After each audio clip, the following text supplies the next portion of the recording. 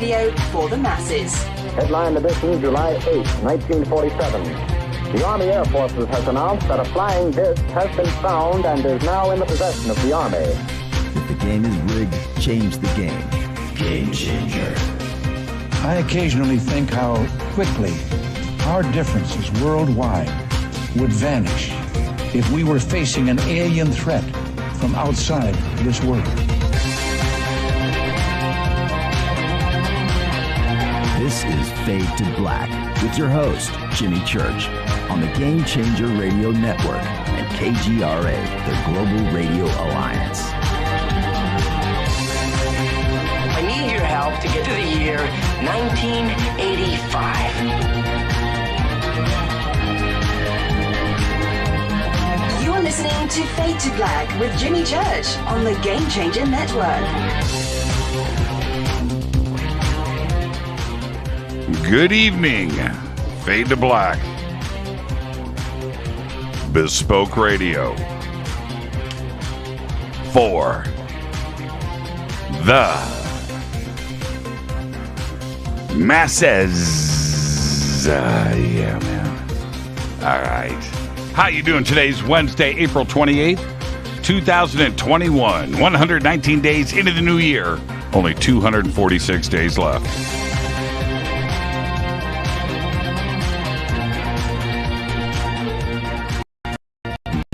We are live from a bunker somewhere in the middle of beautiful downtown nowhere. A total undisclosed location. But it is beautiful. I would like to welcome everybody listening all around the world, all across the United States. Hither and thither, to and fro, back and forth, up and down, east and west, north and south, far and near. This is Fade to Black for KJCR, the Game Changer Network, and KGRA, the planet. I'm your host, Jimmy Church. What is cracking, everybody? How you doing? All right.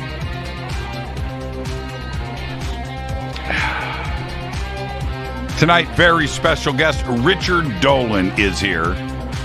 He's going to be with us at the bottom of the hour.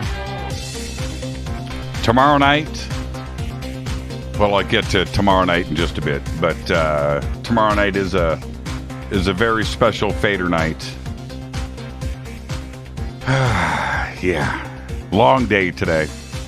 Long day, but the show must go on. All right. And I'm not going to play around here. I just want to say a couple of things really quick. I'm going to be at the UFO MegaCon June 6th through the 12th. I would love to see you there. Come and hang out with us. Go over to jimmychurchradio.com. Click on that banner that says UFO MegaCon. Go and get your tickets. All right? Is that easy enough? Head over to jimmychurchradio.com. All right? Click right there. And support this show with all of our sponsors that we have over there. Of course, Life Change Tea, Ronnie McMullen, right there at jimmychurchradio.com. Billy Carson, right there at jimmychurchradio.com. Go, support, click, right? Einstein, the Crystal Skull, Carolyn Ford, go and click. All right? All right. My Patriot Supply, go and click. Go and click. Everybody's over there. Everybody's over there. Please go and click and support the show. Okay. All right. Follow me on Twitter at JChurchRadio. You can start right there. As you can see, I have been on Twitter all day, and you know why. It has been a very long day, but you can follow me on Twitter at JChurchRadio. Hello to everybody over on YouTube, Facebook, the Bunker Cam. Chat rooms are open, and there you go. All right. Email is jimmy@jimmychurchradio.com. You have any comments, questions, whatever. Hashtag F2B is the sandbox. Hashtag F2BQ is Fade to Black questions. You can also email throughout the show, jimmy@jimmychurchradio.com. All right. I'm going to get straight to it. OG Fadernaut, friend and producer for Fade to Black, Kevin Kerber, left this earth yesterday at his home in Texas. Rita and I send all of our thoughts, prayers, and condolences to the Kerber family.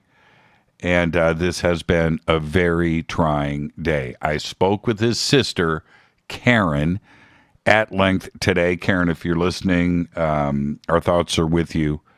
And there you go. I will share everything with you tomorrow night when we will spend the entire show remembering the life and times of our dear friend and colleague, Kevin Kerber. Tonight, the show must go on. And it is dedicated to Kevin, born on the 4th of July, 1958, departing to the other side yesterday on April 27th, 2021. And that's all I'm going to say tonight. I was speaking with Rita earlier, and there's just no way I am ready to go there tonight at length. I'm just not going to lose it here on the show, and I'm about to lose it right now, and I don't want to do that. Okay, so tomorrow night, we'll get through this. We'll get through this evening. I managed to get through the day. Thank you for everybody out there with your support. And surely, okay, I said I wasn't going to do this, but surely Kevin right now is looking at all of your words and is very happy and proud of the family that surrounded him here at Fade to Black. With that, let's move on. Let's get the show cracking. Happy birthday to today. Jay Leno is 71. Penelope Cruz says she's 47. I'm not buying that. Ann Margaret today is 80. Keyboard great Chuck Level today is 68 years old. Incredible life. Allman Brothers, of course, he's been the musical director of the Rolling Stones, and he's been doing that since the early 80s.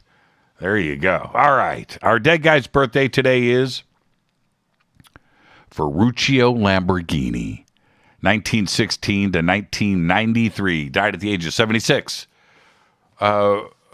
Ferruccio started in oil heaters and air conditioning and then went on to farm tractors. But then the magic happened. He was the creator of Lamborghini sports cars, of course, and Lamborghini sold off most of his interests by the late 1970s and retired to an estate in Umbria, where he pursued winemaking. At the age of 76, on February 20th, 1993, Lamborghini died at Silvestrini Hospital in Perugia after suffering a heart attack 15 days earlier. Happy birthday. Just call him Lambo. On this day in history, OTD, 1967. Boxing champion Muhammad Ali refuses to be inducted into the United States Army and is immediately stripped of his heavyweight title. On this day in 1967. Fader fact. The 1972 TV show Kung Fu. Right? Not Hong Kong Phooey. I'm talking about Kung Fu. Kung Fu, 1972. Ended after 3 seasons due to injury sustained by its star, David Carradine. It was a top-rated show. Wasn't canceled because of ratings. He just got beat up, man. He said, I can't do another season. And that is your Fader fact. Tonight, we have very special guest. Richard Dolan is joining us at the bottom of the hour. And tomorrow night is a very special Fader night. It's going to be a show remembering the life of our friend and colleague, Kevin Kerber. So we're going to do that tomorrow night. I want to take all of your phone calls, and we'll have some memories. We'll have some laughs, and we'll spend the night talking about Kevin, and we'll have a good time doing it too. So that's tomorrow night. But right now on this program, this is where I normally take a swig of this, I almost said Life Change tea. Take a swig of this Rivermoon coffee, rivermoonwellness.com. Best coffee in the world, rivermoonwellness.com. But right now, joining us on the program, the one and only Ronnie McMullen. Ronnie, what are you doing, man? I am watching you, brother. How you doing? Oh, you're watching me. How fun is that? I always feel like somebody's watching me. Right on, Ronnie. Right on. And I wanted to say that this week, it's just really funny. I brewed a double batch of the tea. I did. Bigger brew thing with the little spigot on the front. Bigger, taller, faster, wider, double batch. Double batch of the tea got brewed this week, man. You're the very best. How you doing? How's your world? My world's good. I notice the more we resist things we don't like, it's more about looking at our own control. So I'm trying to look at my control and not resist. It's hard on the body. Yeah. I'm not even sure what you just said, but I agree with it. I don't even know what that meant. I'm not even sure. Ronnie, thank you for helping us change the world, changing my life, and, of course, all the Fadernauts and the support that they give Life Change Tea and the support that you've given us over the years. And I truly mean that. And I don't know what we would do without you. Can I say this? You've been a sponsor here for a long time, and your logo is like right here, right? It's here, and I'm out there goofing around on the net, and I'm seeing your logo and things out there in the mainstream. You are truly like Metropolitan International, man. Well, we're trying. I have to say I'm very excited for people that help us as well. Shows like yourself, and we sponsor a race car, and this year we have a brand new race car. And for those that are motorheads, we're running about 545 horsepower on the dirt, and it's going to be quite the car. We can actually keep up with trophy trucks, which is kind of the thing in off-road racing. So we're very excited about that. And, of course, it is the T car. So it says get the T that makes you what? Go. Now, can I race your truck with my Jeep? I think my Jeep could take it. You want to race my truck? I think my Jeep could take it, man. Okay. I think I got some high octane. I run on high octane gas. Oh, that's good. Yeah. That's good. Your engine will last at least a week longer. Yeah, there you go.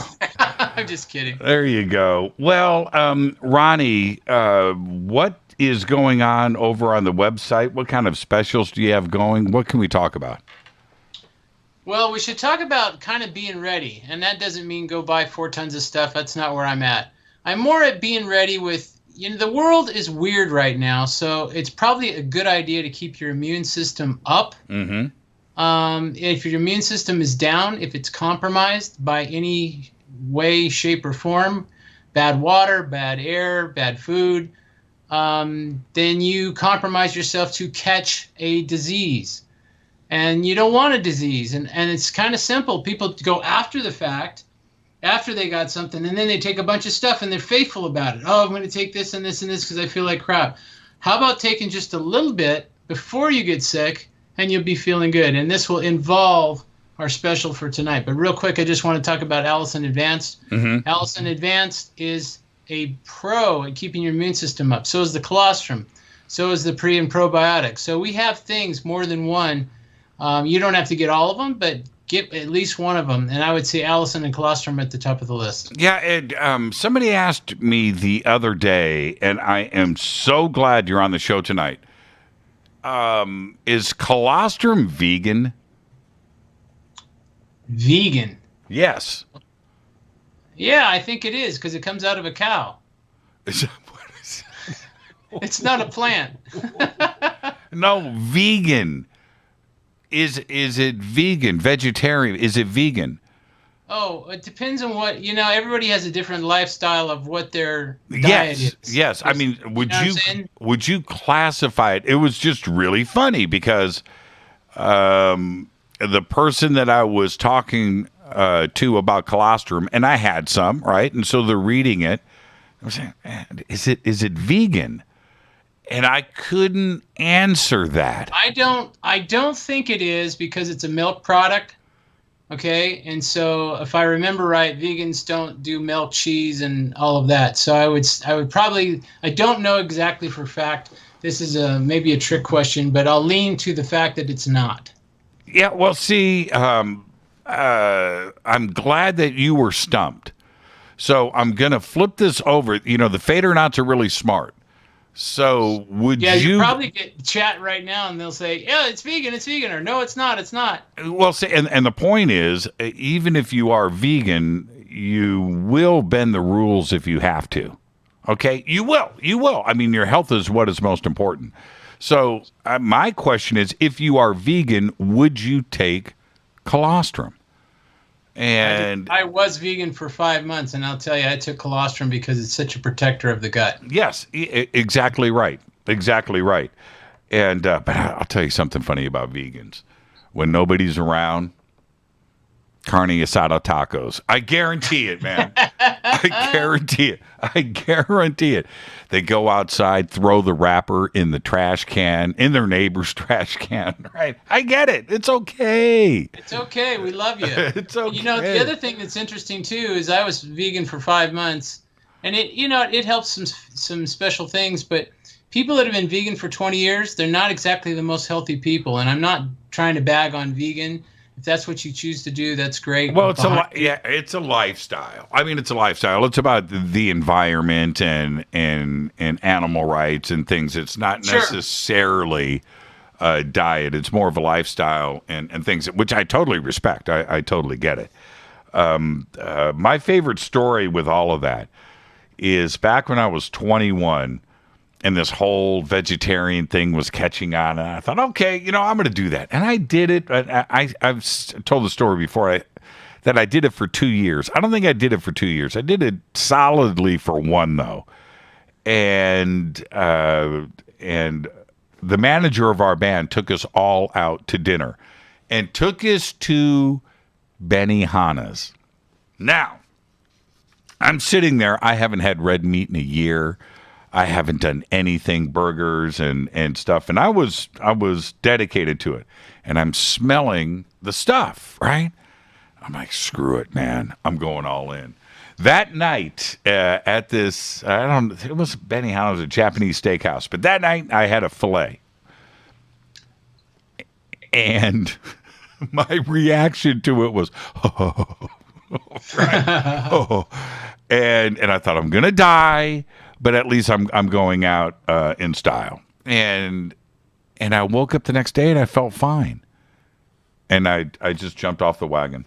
I jumped off the wagon, and I never looked back. It's it was just really weird. It was okay. Back to it. Let's get back to it. So vegan and colostrum. Okay, so there's that, and talking about Allison. Which I think is also very important, and I carry that stuff with me wherever I go, and I also take 365 with me too as well, D365, everywhere I go. I think it's very important. My immune system is topped off, and I try to keep it that way. What is the best way to do it? One of your specials, Ronnie, right now is the bee pollen and super tea special. If somebody is bee pollen an immune system builder too as well? Yeah, bee pollen is. It's also great for allergies, which is kind of perfect for this time of the year. Right. And keep going. I interrupted. I'm just saying that bee pollen, they haven't even got to the bottom of all the things it does for the human body. I guess the bees have contracts or something. I'm not sure. Right. and Good Gut is on special, and this is on your homepage as well as the specials page. Yep. Ronnie.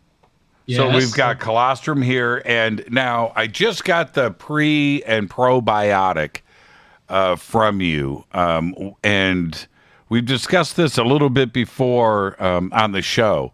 But what can you tell me about it? I want to start taking it. What is that going to do for me? Immune builder yet again. It's kind of, like I said, it's pre and it's probiotic. Biotic is life. Pro meaning pro-life. So when you take an antibiotic, well, you can figure that one out. So it's kind of interesting, the wording of things, and it's kind of interesting how people use things like my doctor. I didn't know doctors go to people and, hey, can I be your doctor? No, it's my doctor. No, it's my doctor. So we've just been trained. And I find it interesting, none of the insurance companies will cover you if you buy natural products, GMO-free, any kind of supplement. They will not cover it. But if you get a drug, they will cover it. So it seems that world out there is a little jaded. So for those of you that want to be all natural and you don't want the side effects of drugs, then, have a great time. And I'm going to go ahead and throw the special out there now, because it's that way we don't get caught and you guys get your special. And I think this is a great special. In fact, I think it's a wonderful special for the Fadernauts. You always get free shipping, and that's cool. But let's sweeten the pack. Let's sweeten the deal. So for the next until the 2nd of May, you're going to be able to spend $60 on whatever you want. $60. Whatever you want. Whatever you want, Allison, you want colostrum, you want bee pollen, it doesn't matter. If you spend over $60, you're going to get a free, did you hear my word? Free bottle of bilberry, which is wonderful for immune system and also wonderful for the eyes. And you're going to get free shipping. So this is a beautiful thing. Free bilberry and free shipping. All you have to do is put Fader in the coupon code, hit apply, and you are ready to go. Wow, that's so you're going to get free shipping. You're going to get the free bottle of bilberry, and you're going to get Allison or whatever it is for $60, right? Yeah. Am I understanding that correctly? You can spend $60 or more or whatever, but as long as you get to the 60 mark, you can get a free bottle of bilberry and free shipping. That's and tell me about bilberry. Again, eyes and immunity. And the eyes, people don't realize, like we have astaxanthin that's eyes too. So if you're having eye troubles, you might want to grab into the astaxanthin or the bioastin, which is astaxanthin as well. And these are all things that will help your eyes and strengthen your eyes, because with computers and all the videos and Facebook and blah, blah, blah, looking at all that's not exactly good for your eyes, and it tires them out and it weakens them out and stresses them out, and you get little blotches and you'll not feel good. And when you don't see, you can have headaches. It just triggers so many things. So keep your eyes healthy, and bilberry is a great way to do it. And how important, see, this is the thing, when we talk about supplements for the immune system, whether it's bee pollen or what have you, that are building your immune system, you need to also think about the tea and cleaning out your system first before you go all in. Isn't that the most important first step? You are trained, my friend. You have done it. You've passed the test, because the key is you've got to clean yourself out, because then if you don't, let's just say you go, okay, I'm going to get some of these up. That's all good, but they're not going to work as well. So it's kind of like, putting new tires on the car. You need to get and put new tires on the car, which is cleaning your body first with the tea that makes you go use it any way you want. And then put your supplements in there, and it's like a rocket booster. It just rocks your world. Now, I like the pomegranate tea. I like the original tea, probably the best. But the pomegranate tea is amazing. Is the formulation the same, just with flavor? Is that the difference? Yeah, it's exactly the same formula, except it has flavoring of pomegranate, which is organic, obviously, and it has a little bit of stevia. No sugar, no caffeine. We don't break the rules here. And everybody in the Fadernauts, please be sending your positive energy to get the tea, because we are going after to try to bottle it so that you don't have to boil it anymore. You can just buy it just like you can a Rockstar. So that's our goal. Are you saying that eventually your goal is to walk into a convenience store and get the tea chilled in one of those refrigerators? Yep, and you'll be working on your gut right there. And yes, exactly. It's really the tea that's good for you. I think these energy drinks is funny. Like here, have energy drinking all this sugar and have all energy having all this caffeine. I think it's interesting because those jack your body up. So what if you could get a drink that was already made and it was good for your body, good for your complexion, good for your eyes, good for your stomach? What would that be like? Well, you know what's weird? Probably 10 years ago, those energy drinks, I thought that I needed them. And I still drank as much coffee back then as I do now. But I stopped drinking energy drinks a long time ago. I get my energy from Get the Tea, and of course, caffeine. I drink coffee, but I just don't do that. I don't do anything fun. Right? I just don't do it anymore. I don't do it. More In-N-Out burgers? Oh no! Come on, that'll never leave. See, but that's different. Fun. Well, wait a minute. Look. If God came to me and said, you need to stop eating In-N-Out burgers or we got problems, I'd be like, we got problems then. We got problems. We got issues. There's issues, just, man. Because I think all of us, Ronnie, and I really mean this. I want everybody to listen to me. I have really straightened. I'm not perfect, but I've really straightened out who I am compared to who I was 10 years ago, 15 years ago. I'm a totally different person with my diet and things. But there are just certain things that make me happy, right? And that's it. It just make me happy. In-N-Out is one of them. It just is. An In-N-Out double and a chocolate shake. If that's bad for me, then I'm just going to have to take it. I'm going to have to work with it. I already gave up sodas. I gave up milk. I gave up cereal. I gave up drinking. I don't do anything. I don't do anything fun. Right? I just don't do it. So you got to be doing one thing that's fun, and that's what's behind you, playing guitar. Yeah, that's right. Doing this show every night is my bliss. Hanging out with you, hanging out with the Fadernauts, and being able to walk into the studio and, seeing those guitars and being able to pick one down off the wall and grabbing a guitar pick and plugging in and, playing something for 20, 30 seconds. That's what makes me happy. So I'm going to ask you a question. Sure. I don't always watch your show. I'm terrible to say that. And the Fadernauts, you can beat me on that, and that's okay. Do you ever pull a guitar off the wall and play it on air so people can watch you and listen to you play more than 30 seconds, like maybe a 3-minute clip? And I want to thank Ronnie McMullen for coming on the show. Ronnie is the very best. GetTheT.com is the website. He's got a bunch of specials, but right now, okay, Fader will always get you free shipping. But right now through May 2nd, for the Fadernauts, $60 will get you a free bottle of Bilberry, and you're going to get free shipping. Go and do it now. Ronnie, thank you so much, man. You're the very, very best, man. Thank you so much. Love you, brother. Right back at you. Ronnie McMullen, Life Change Tea. This is Fade to Black. I've got to take a break right here. That's right. On the Game Changer Network and KGRA, The Planet. I'll be right back after this short break with our guest, Richard Dolan. He's in the queue. He's right there. That's right. Richard Bleepin' Dolan is next.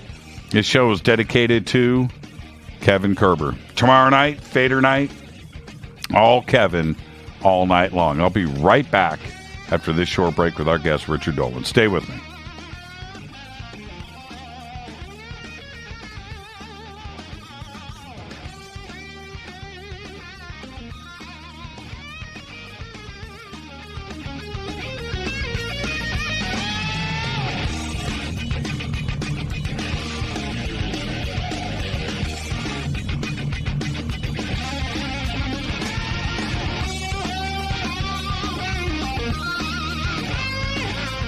This is Nicole Church, daughter of you-know-who, and you're listening to Fade to Black on JimmyChurchRadio.com and the Game Changer Network. You're listening to Jimmy Church, Fade to Black. Fade to Black will now pause for alien identification. The station that talks the net. KGRA Radio.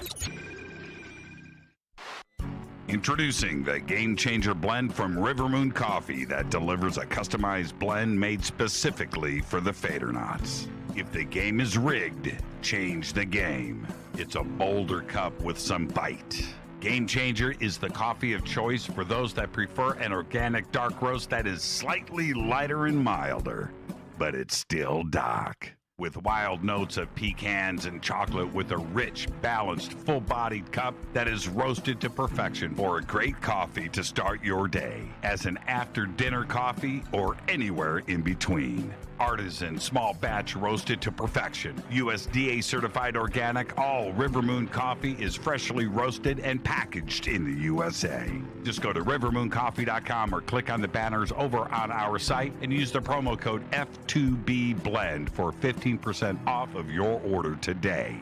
rivermooncoffee.com. This is the only way forward. This is Fade to Black.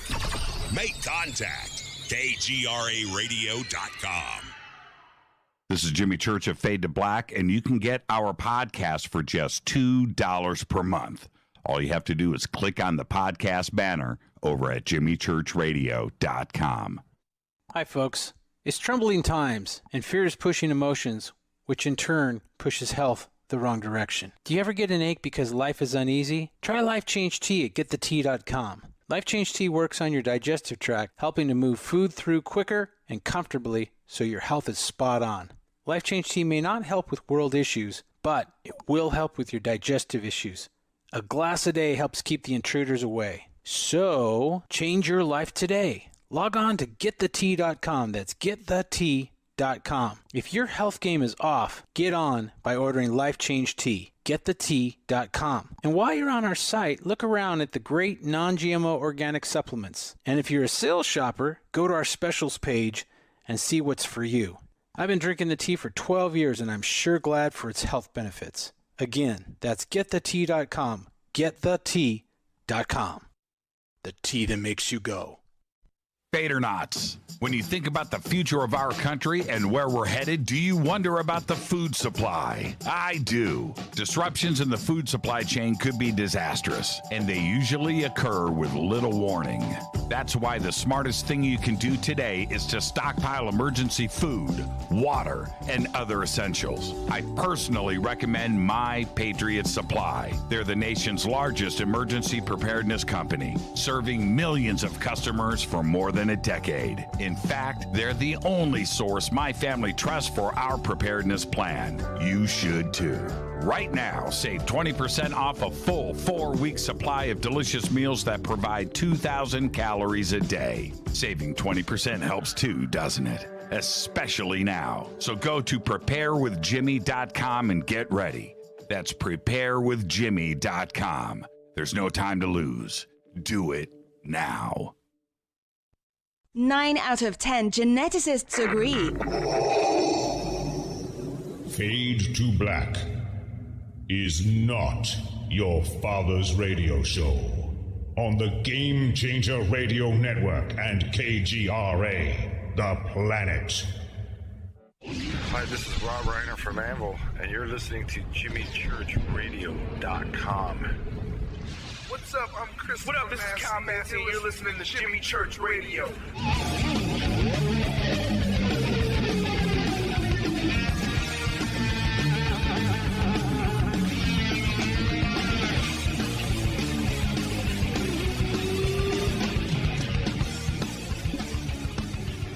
Welcome back, Fade to Black. I'm your host, Jimmy Church. Tonight, Richard Dolan is back with us. Tomorrow night, Fader Night, and it is a show and a night totally dedicated to remembering the life of our friend, producer, and colleague here at Fade to Black, Kevin Kerber, who passed away yesterday.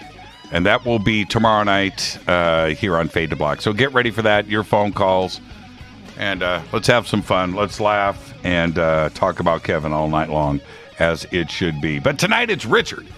And we are going to be talking about a bunch of stuff tonight. We're going to talk about the recently leaked U.S. Navy flying Pyramid.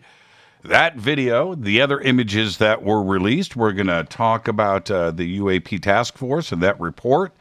And we're going to go back and look at Richard's recent discussions about the Wilson-Davis, you say tomato, I say tomato, leaked document. And that is the gift that keeps on giving.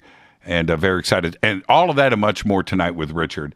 And we all know that Richard is one of the world's leading researchers and writers on the subject of UFOs, but he is also somebody that people pay attention to and respect.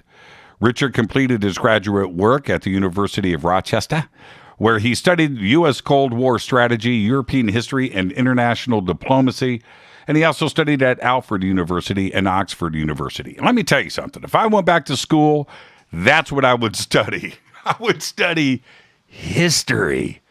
The absolute best. He also hosts his weekly radio show, The Richard Dolan Show, on KGRA Radio. He's out there live streaming on YouTube. He's doing his research. He's hanging out. He is the best. And he will also be with us at UFO MegaCon this June 6th through the 12th in Laughlin, Nevada. So come and hang out with Richard and I. Come by and say hi. And I would like to welcome back to the program the one and only Richard Dolan. Richard, good evening, my man. How you doing? Hi, Jimmy. Happy to be here. Thank you. It was nice. Nice. One of these days, I'm just going to write up a hoaxed bio for you. Sure. Yeah. I'm just going to go for it, man. I'm going to go for it. Don't do it on April Fools. Everyone will know. I know. Well, you know what? Let me write that down. Not on April Fools. Not on April Fools. Richard. Yes. Is this okay? How many times over the years have I asked you? Really think about this. I'm talking about pre-2017. How many times have I said to you, "Is this the craziest times ever for the UFO subject?" Right? And I have started talking in 2012, I think. Yeah. And I think we've been having this conversation since then. Yes. And I have to start off the show with that tonight. Is this the craziest time ever? Yes, this is. I think this is, actually. It's not just because of the UFO thing. It's just because of the global situation. We're just in the most insane, and the UFO situation maybe, I think, is reflecting some of the greater insanity of the world around us. But it's the world. It's crazy. And we're just along for the ride. And that's such a good point. If we didn't have the pandemic, if we didn't have the elections last year, if we didn't have all the other drama and the social issues that are now front and center, of which there are hundreds of them, huge. If none of that went on, how visible would the UFO subject have been, right? Because it's honestly been a little bit buried because of the other things that we've been dealing with. I agree.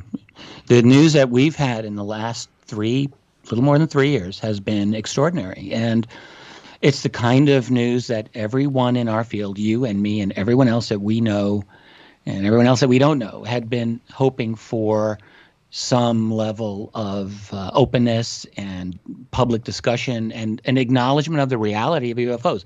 Like, that was the bottom line. We kept thinking, when is the government, when is the military going to admit this is real? Mm-hmm. And we didn't get it immediately in 2017, but we got kind of almost that with the New York Times giving this very, very authoritative establishment, piece on it.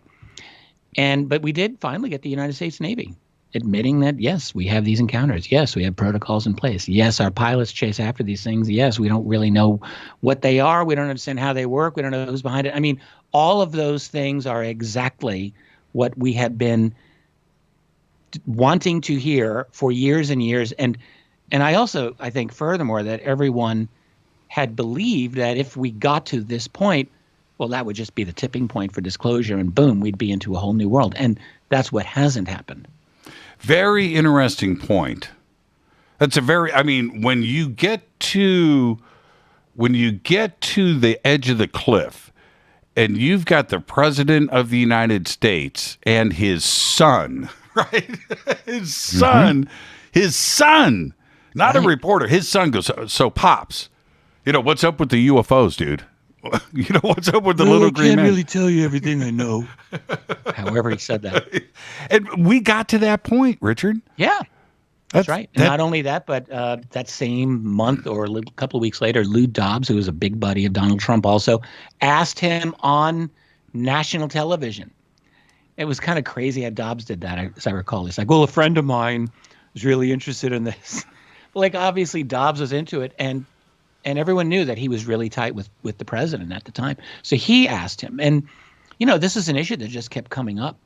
This could never have happened in prior years. And it didn't happen in prior years. So but we've had it, and it's almost like ho-hum now. Is that where we are at? It's crazy. Now, here we go.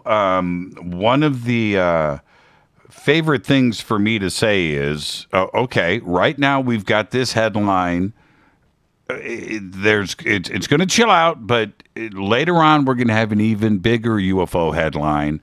And this isn't like the end of the story today. As great as this is, there's more to come. And sure enough, we've had more and more. And then back on April 9th, which is almost 2 weeks ago, we got this breaking story, flying pyramids. And this story, when it broke, came from, quite frankly, came from George Knapp and Mystery Wire and Jeremy Corbell. Jeremy, yeah. Right. And this, those guys, especially Knapp, is going to get the attention a headline like that deserves. Right? That's just the way that it is. And the media ran with it very quickly and probably didn't vet the story or take a look at what was actually going on. Now, we had something else on April 15th, but let's stay focused on... You have to stop and say what you mean by not vetting the story. I mean, you got a lot of smart, qualified, technically trained people who have different opinions on these videos. Yeah, absolutely. They don't all agree. So when you're saying that, it sounds like you should explain what you're saying. What I am suggesting here is... Who is saying flying pyramids? Where is that coming from? Is it coming from the journalist, or is it coming from the United States Navy? I might be able to answer that only because a few days ago, you and I, sir, were on a YouTube video live stream as guests. Yes. For some very, very nice, it was nice because they were like enthusiastic young people. Fired up. Sounds so old. Fired up. The enthusiastic young people. And they were awesome. So you were on there, and I jumped on when you were wrapping your thing up. And I talked about this, and I kind of misspoke a little bit. And I think Jeremy was listening. Jeremy Corbell heard me and felt a little bad. So if Jeremy's listening.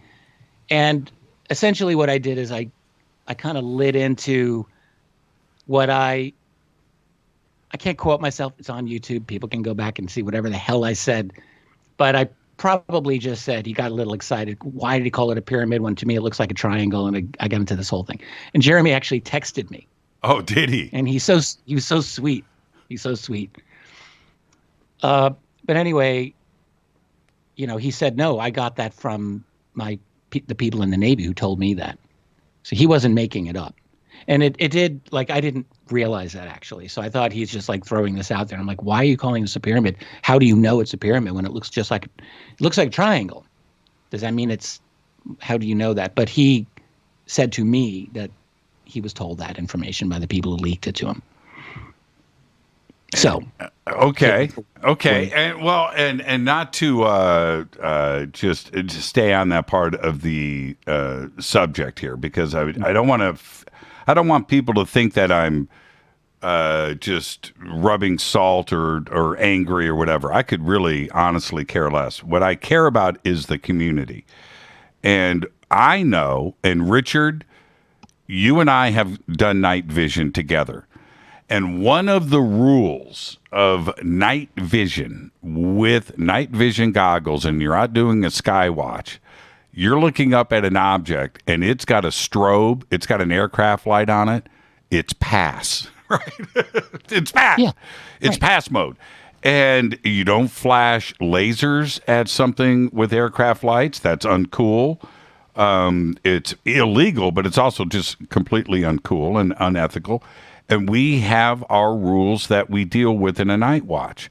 So when I go and I see Corbell's video with a flashing strobe aircraft light on it, I dismiss it as quick as I would in a sky watch. Yeah, you may want to be careful about that, though. I mean, think of it this way. Like, I mean, I wonder about this. So, yeah, we all know that our aircraft have strobing lights on them. But if you really want to go down this little crazy rabbit hole that we have been down for many years, and many listeners are down, is it that outrageous to assume that if there is another group that is monitoring the United States Navy, why don't they just put a damn strobing light on their craft? How stupid are they really expected to be? They're probably much more intelligent than we are.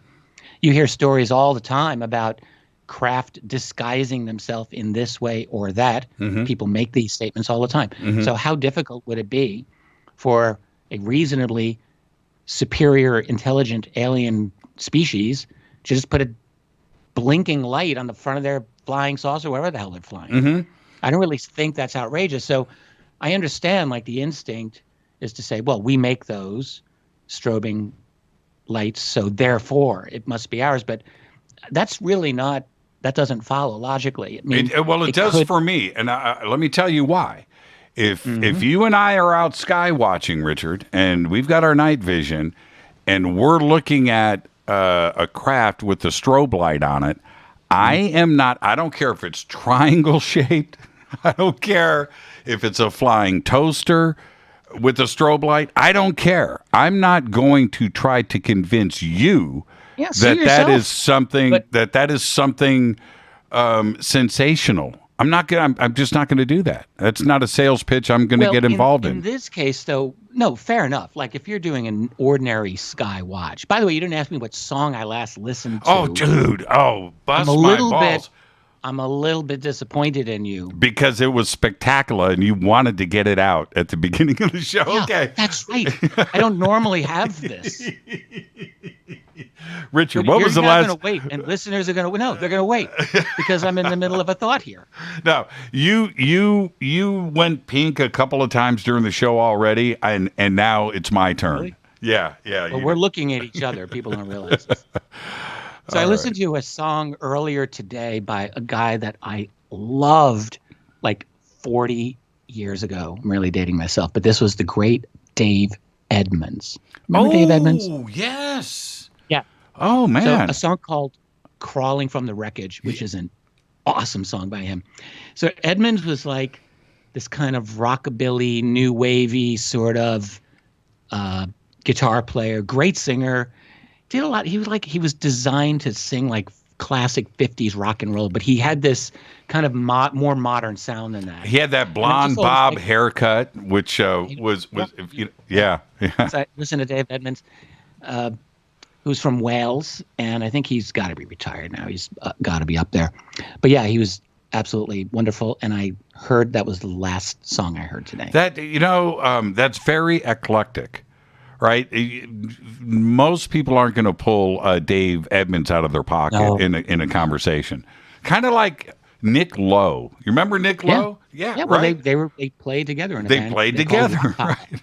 And who's good? Man, today I was listening to some Nick Lowe. Man, it was so good. Well, Edmunds, we're going to do this. So I would say Edmunds was the better musician and singer by far. Well, Edmunds was guitar. That's right, and he was a great producer too, as well. He produced Elvis Costello's. Yes, he did. And Nick Lowe was a bass player, and so the two of them were great together. There's no question about it. But Dave Edmunds was a musician's musician. There's no question about it. Well done, man. Anyway, well done. I'm impressed.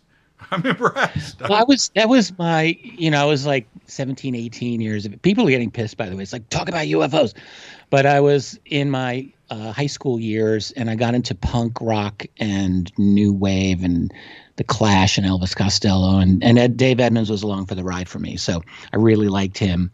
A lot of other performers, people just forget about those guys. But a lot of people don't know this. Dave Edmunds has got an abduction story. I didn't know that. No, I'm kidding. I was okay. Sounded good though, didn't it? I almost went with it. With me, man. I almost went with it. Yeah, he was right there, man. Stonehenge. Yeah. Would have been great if I said, "Yeah, I heard about that." Oh man, how did we? Okay, that was. So I derailed us, but really, you dropped the ball. I had to pick it up. Yeah, and well, so and back to this, I really got nailed. Not nailed. But just like you, when you were speaking over the weekend during this live stream, I had said, and I don't remember exactly my words or how I followed up, but I said something like the UAPTF is not going to have anything in it about UAPs. And I didn't hear you say that. That's a rather strong statement. But what I meant to say was UFOs. Right, or little green men. That was my intent. Oh. And of course, somebody's going to grab on that and say, "Oh, there's not going to be UAPs." It's the UAP task force. That's what the report is going to be about. There's no question about it. I'm talking about disclosure and little green men. They're not going to get into crash retrievals. I mean, we will be shocked if they get into actual, genuine crash retrieval information, which is really where the conversation needs to be. Obviously. That's where the conversation needs to be. We're at this like kindergarten level. I shouldn't say that. I mean, we're happy to have any public conversation on UFOs at all. Like I was saying just before we talked about Dave Edmunds, we were begging to have this type of public discourse just a few years ago, and now we have it. So I don't want to demean that or belittle it, but the reality is all that's happened, in my view, is that the cover-up, and we should never lose sight there's a cover-up, has just been moved a little bit down the field. So now we're not at the point where the government's ridiculing UFOs. We're not at the point where the government's categorically denying it. So that's an improvement. But it's now that the cover-up's in a new place. The cover-up's in the place of, there's these things out there and we don't know what they are. And I'm sorry, but that is not credible. That's actually an insult to anyone who's spent the smallest amount of time looking into this problem. Somebody knows. Now, we have a system that is designed, I've absolutely come to the opinion, so that responsible government officials are kept out of the loop, nearly everyone. In fact, we're going to talk a little bit later about the Davis Wilson notes, and it's crystal clear in those notes. If people bother to get off their asses and actually read what's inside those notes rather than, trying to dismiss them, which is just, it's harmful to this field that so many people have pig-headedly continue to do that. But all you have to do is read what is in there, and that's just another avenue to see just how the system is designed to take power away from responsible government officials that you would think should be the ones running this, and they're not. So there's no way the UAP task force is going to have access. Now they actually have knowledge. Look, who's consulting? They got Christopher Mellon and Eric Davis right off the bat. Probably Lou Elizondo. All of those guys know about crash retrievals. Every one of them. I mean, Davis practically dropped the entire bomb on national TV over a year ago in an interview with Tucker Carlson. He says, we acquired stuff. But they've all talked about this. It's all an open bit of knowledge. So if they're consulting with the task force, you'd have to assume this has come up. Now, unofficially. Is it going to come up officially? Well, no. No way. Because the crash retrieval line, that's the red line of disclosure. And that is the line that you think about. We're in an era in which conspiracy theories are being so absurdly dismissed by everyone. And to the point where things that aren't actual conspiracy theories are being called conspiracy theories just because people like to use the word. And so everything that's a little bit off the main path is now a conspiracy theory. So no one's supposed to believe. You have YouTube deplatforming people left and right because you say something that offends some person or some algorithm. The fact is, if we go into crash retrievals with the UAP task force, that is validating the greatest conspiracy theory of all time, which is UFOs. What's a bigger conspiracy theory, honestly, than the UFO cover-up? Resurrection. I mean, right? Maybe It's at that 9/11. I mean, there's right. a few. It's at that level, though. Yes. COVID pandemic. Right. All right. There's a few, but the UFO. Yes. Let's face it. That's like probably sits on top of all of it. And if that were ever to be truly admitted or acknowledged, are you kidding me? That would open everything up. Now, okay. So what other conspiracy theories are true? I'm going to give you 2 minutes to respond to this. I agree, right? Quite possibly the biggest story and moment in the history of mankind, right there in front of us. And then we have this flying pyramid thing blow up in the media 2 weeks ago. That has died on the vine. Well, you've seen a lot of mainstream pushback on that. Yes. There's that very, very long, and I mean, honestly, it was a good article by Tyler Rogoway in The Drive in the War Zone. Yep. 10,000 words. Man, that was a long bit of analysis. I read all of it twice. It was very well done. I don't know that I was 100% convinced by everything he said there, but I must say he put out a solid argument, a spirited argument for the fact that those objects were not UFOs. They were Chinese or Russian drones. Now, that's a whole other thing we can get into. I'd be happy to talk about that because there's reason to say yes, and there's also reasons to say I don't think so, honestly. But you've had, some mainstream pushback on it. There's, Mick West has also made his own very skeptical analysis of it. And, I mean, the media is skewed towards skeptical analyses. It absolutely is. You do a search on UFOs on YouTube, and you don't get popular websites. You get CNBC or you get CNN or Fox or some other mainstream.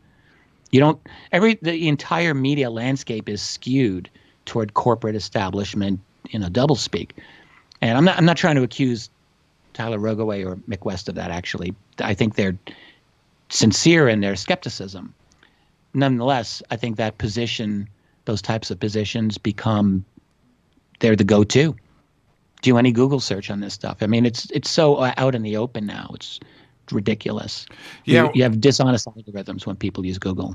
When all of this started to break, and I think Dave Beatty gets a lot of credit here because he brought this up a while ago. I'm talking about the July 2019 incident with the flying pyramids.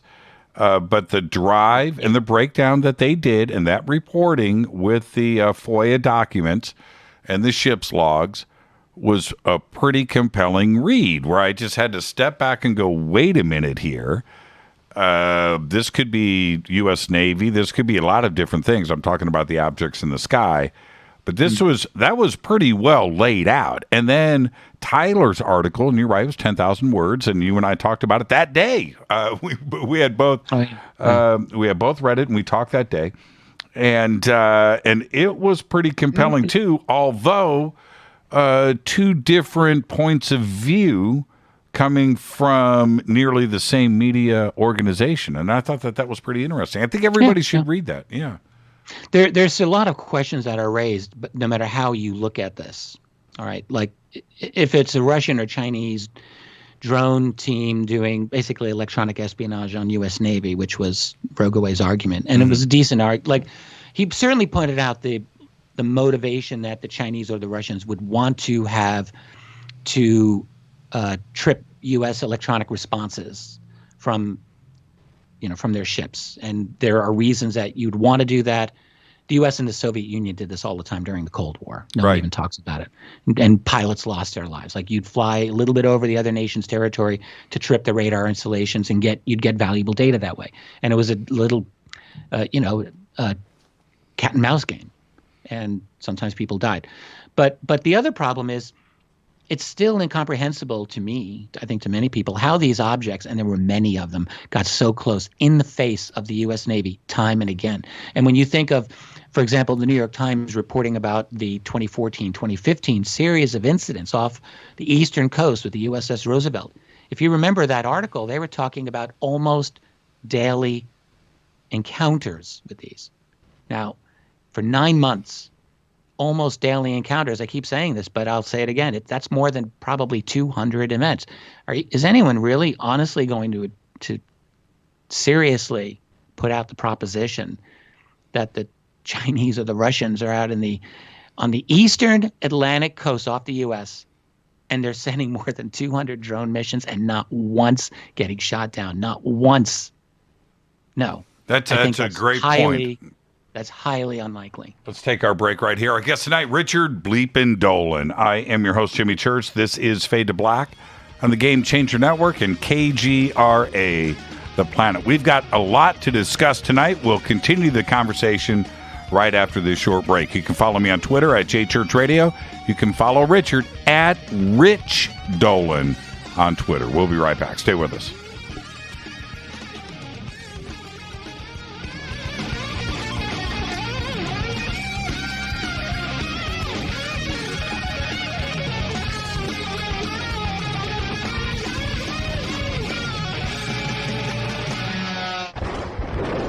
This is Fade to Black with Jimmy Church on the Game Changer Radio Network and KGRA, the Global Radio Alliance.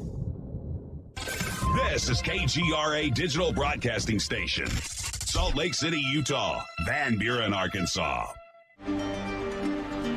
This is Billy Carson with ForbiddenKnowledge.tv. Forbidden Knowledge TV has just reached its 1-year anniversary. That's right.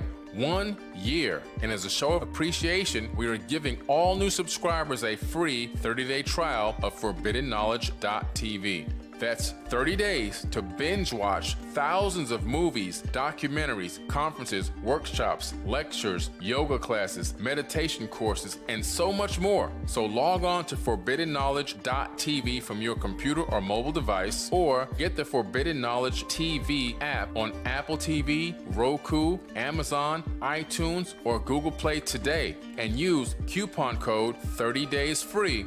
That's coupon code 30 days free on ForbiddenKnowledge.tv today.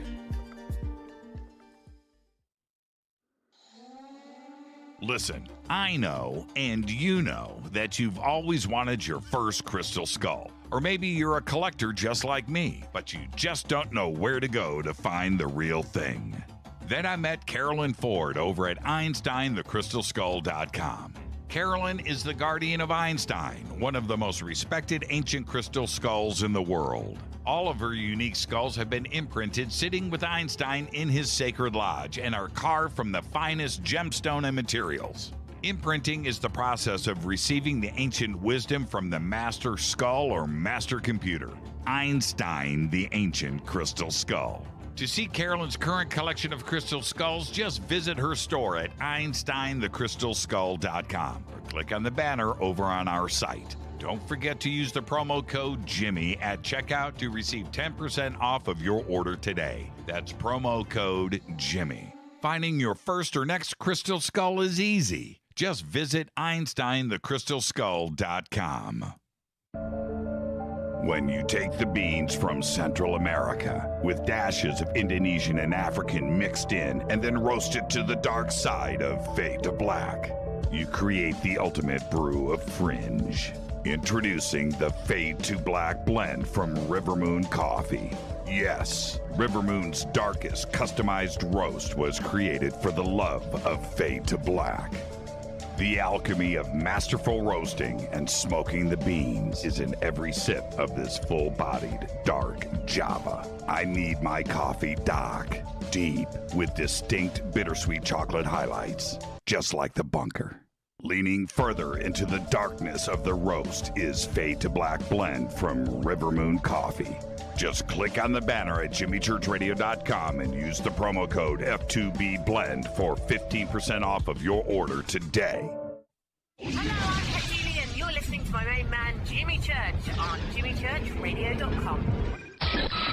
Hi, this is Ray Hobbs here, repping the planet, and you're listening to my good friend, Jimmy Church, Fade to Black, on the Game Changer Network and the KGRA Digital Broadcast Station. This is Toby Kebbell. You're listening to JimmyChurchRadio.com. Don't hurt me, Jimmy. I'm only little. Hey, I'm Adrian Grenier, and this is Ari Gold. We're the Honey Brothers. Well, we are also Honey Brothers. Hey, I'm Adrian Grenier, and I'm Ari Gold. We're the Honey Brothers, and you're listening to Jimmy Church. The Revolution. This is Jimmy Church of Fade to Black, and you can become an official Fadernaut by just going to our membership section at jimmychurchradio.com. Hello, this is Serena Wright Taylor from Conscious Life Expo, and you're listening to Fade to Black with Jimmy Church, who holds the Lucky Pony record for the best astrological chart since 1963.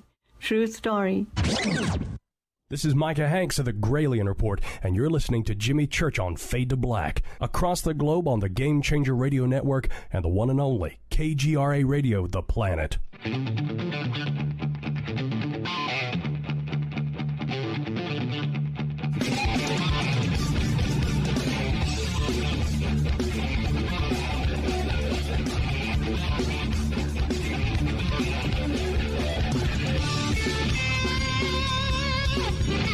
Welcome back. Fade to Black. I am your host, Jimmy Church. Tonight, Richard Dolan is with us.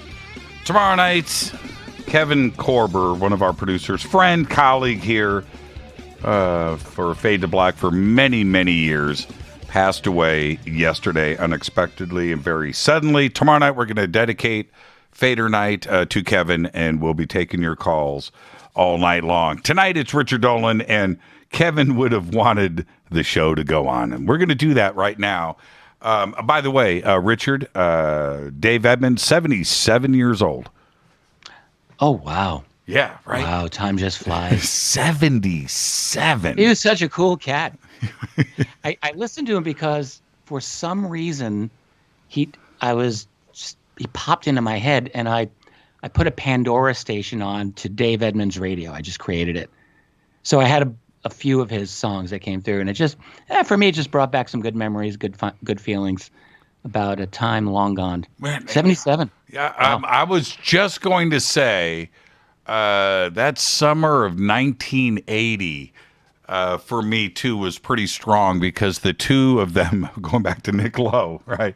Both came out with albums that were theirs, and then they did one together. And that was a pretty good summer, 1980. Actually, what happened was, this I remember, because I was really into this back then. So they played in a band called Rockpile. That was it. But they were it. signed to different labels.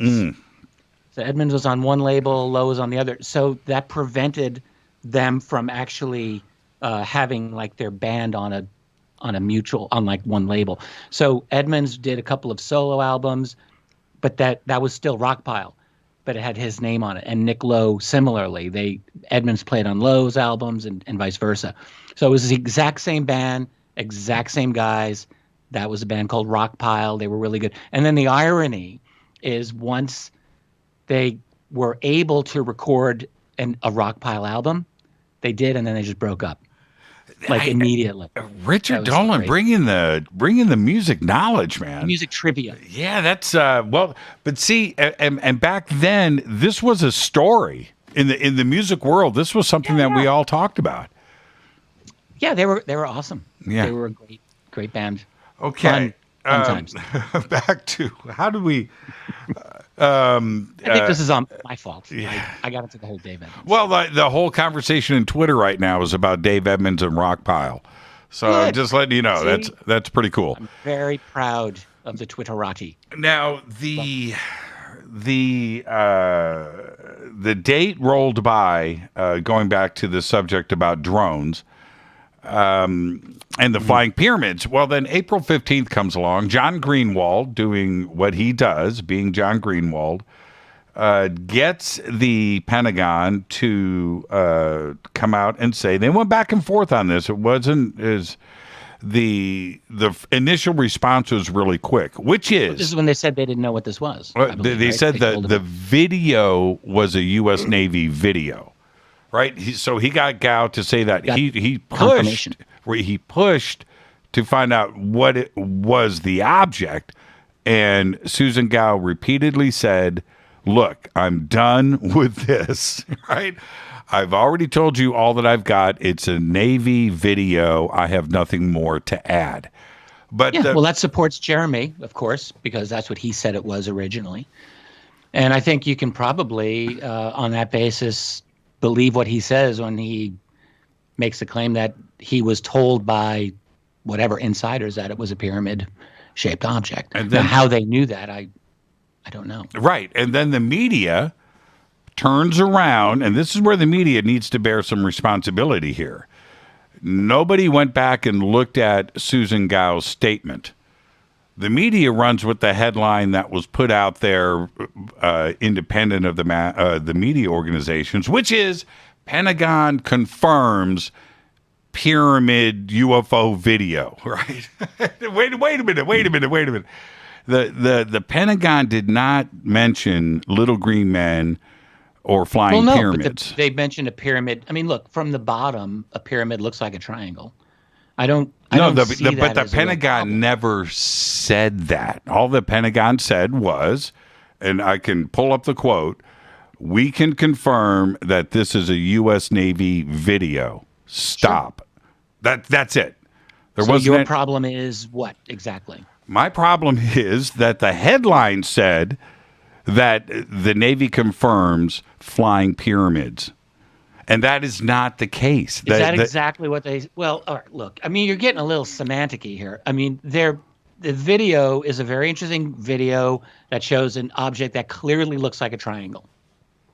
Like, now, there are people who've argued, oh, no, well, that's an optical effect. Fine, you can do that. But, look, the thing looks like a triangle. Doesn't look like anything else. It's going across the video, and the Navy says this is an official U.S. Navy video. Like, what more do you want? Well, the problem with that, Richard, and you know this as well as anybody, once it's out there, the incorrectness of it, semantics or not, the world is now seeing the headlines that the United States Navy is filming flying pyramids over their Navy off of the coast of the United States. Well, first of all, they filmed a lot more than that over many, many years. Right. All right. There's gun camera footage going back decades and decades. I guarantee they've got some nice high-def, really great shots of some flying saucers and maybe some aliens waving at them, for all we know. Mm-hmm. So they probably have that. So it's really not a big deal to say, oh, well, they video recorded this other thing as well. But really all that the news, maybe you looked at this more carefully than I did. I'm probably going to concede that. But really, to me, I thought all the story was that the Navy video was confirmed to be a Navy video. And it does capture something that's unusual. There's no way around that. It's an unusual thing. There are no official perfectly triangle craft that are supposed to be flying anywhere. I mean, yes, you got the TR-3B. Almost certainly they're flying something like this covertly, but you're not supposed to know about it. Mm-hmm. They're not supposed to say the quiet part loud. So the fact that you've got an actual beautifully formed triangle object moving across the screen, that is noteworthy. Right. If that is indeed what it is. Well, and it's now, what it looks like. Now, you can make the argument otherwise, and people are doing it, but you can also make the argument that maybe they actually caught what it looks like, because that's what video usually does. That's right. And so when you look at the video closely, blow it up on your screen, and take a really close look and start freeze framing it, what you do see in that video, and I think that this is one of the reasons why it has chilled out so quickly, is that if you take a second look and you really see what's going on, Richard, that triangle, the green one, is also repeated on the screen about 50 times, and there are black ones in the background. Same shape, same motion, same speed, everything running together, but running in the opposite direction in the background. Now you have to stop and think as you look at this. It's not one. Maybe that there's some kind of artifact that's going on with the photo sensor and the way it's being picked up, because really it's not one, but there's probably 50 on a freeze frame. Question is, what are they picking up? You know, you've got all of these artifacts that are being picked up. So the artifacts are being caused presumably by something that's actually up there. So I agree. I mean, I think it was Mick West who pointed this out, and it's a reasonable like it's insightful and it's probably true, but it doesn't obviate the fact that they caught something up there in a series of encounters. By the way, this was one that I think coincided with the whole Channel Islands extravaganza, if I'm not mistaken, July of 2019. Isn't this the one? Channel Islands and San Clemente Island. Yeah. So in any case, we learned about that, of course, with all of the other events that were going on over at least on 4 occasions we know. You've got multiple, like whatever happened, whatever they recorded is something serious. To say that this is probably commercial traffic, like, really? Well, and do they actually fly over military exercises when the military is worried, like, what the hell are those things? And that's just going to be commercial traffic? I find that very difficult to swallow. And I think, this occurred in the midst of what sure as hell seemed in the Rogoway article to be a very serious bunch of incursions, no matter who's behind it. Dave so Beatty, whatever they're capturing, they're getting something that's causing those artifacts. Dave Beatty just tweeted, I'm Rouge, bro. He says, I am not lined up with anyone. I can tell you that. Not lined up with Tyler, Mark, or Jeremy. Sort of lone wolf out here. Lose the headsets for TV. I like that, Dave. Dave's listening to the show. Good for you. That's really great because he's got at least one significant connection. He may have more. And if I'm remembering this correctly, I'm really glad he chimed in here. I think they were telling him, it was through him that there was one witness who said it looked like a Tic Tac. And then, some people walked away from that. But that one statement is out there. So there are eyewitnesses, apparently, and one gets the impression that there are a lot more eyewitnesses than have even come out. So, look, this is not done. And for some of these people to just say, well, it's just drones. First of all, nothing's just drones. Like, that's serious. All right. But yeah, that's a great point. There's a whole bunch of other questions, even if that were the case. That's right. Now. All right. Now, there was one case of I don't want to go back to the Tic Tac. That's an 04. That's fascinating. But you'll notice no one's trying to debunk that one. Or at least I don't. If they are, I think they're being very silly to try to debunk that. But anyway, listen, I don't want to get too confused. Yeah, let's stay on point here. And this is where, if it's drones, this is where Tyler and I, even though it's a great report, this is where I have to back off a little bit. Because I'm just going to be straight. If the Russians or the Chinese were surfacing a submarine off the coast of San Diego, launching a swarm of drones, really, right.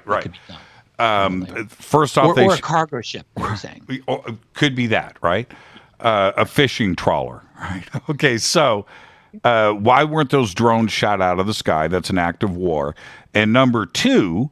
Why would the Chinese or the Russians or anybody else have a strobing aircraft light on their drone when it's supposed to be a secret spy drone? That's not a good clandestine operation. And so I've kind of backed off on that, where I keep going back to, well, what could it be? What is it? If it's a drone, probably United States Navy. I'm going there.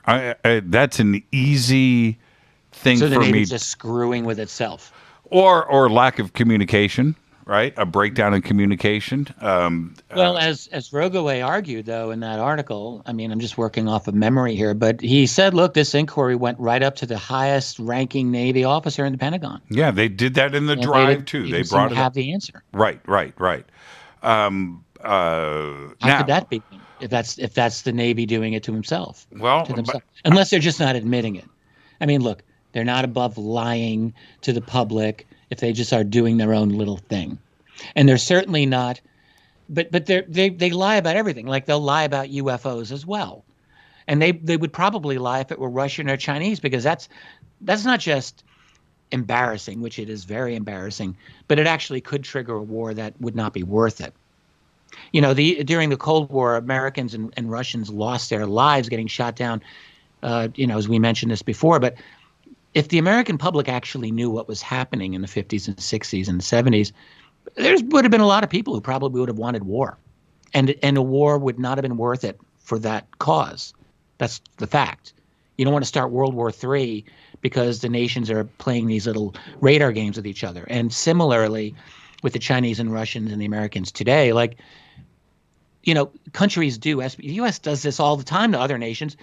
That was a big part of Rogowe's in his article. Like, this is a long historical element of how the United States does things. Like, they'll send, they'll do radar spoofing of adversaries, and they will try to get electronic signals from the adversary. That's done. It's like spy versus spy. Yeah, spy versus so the Chinese spy. And Russians, yeah, one would expect that. Right. One would expect that, but it's very brazen.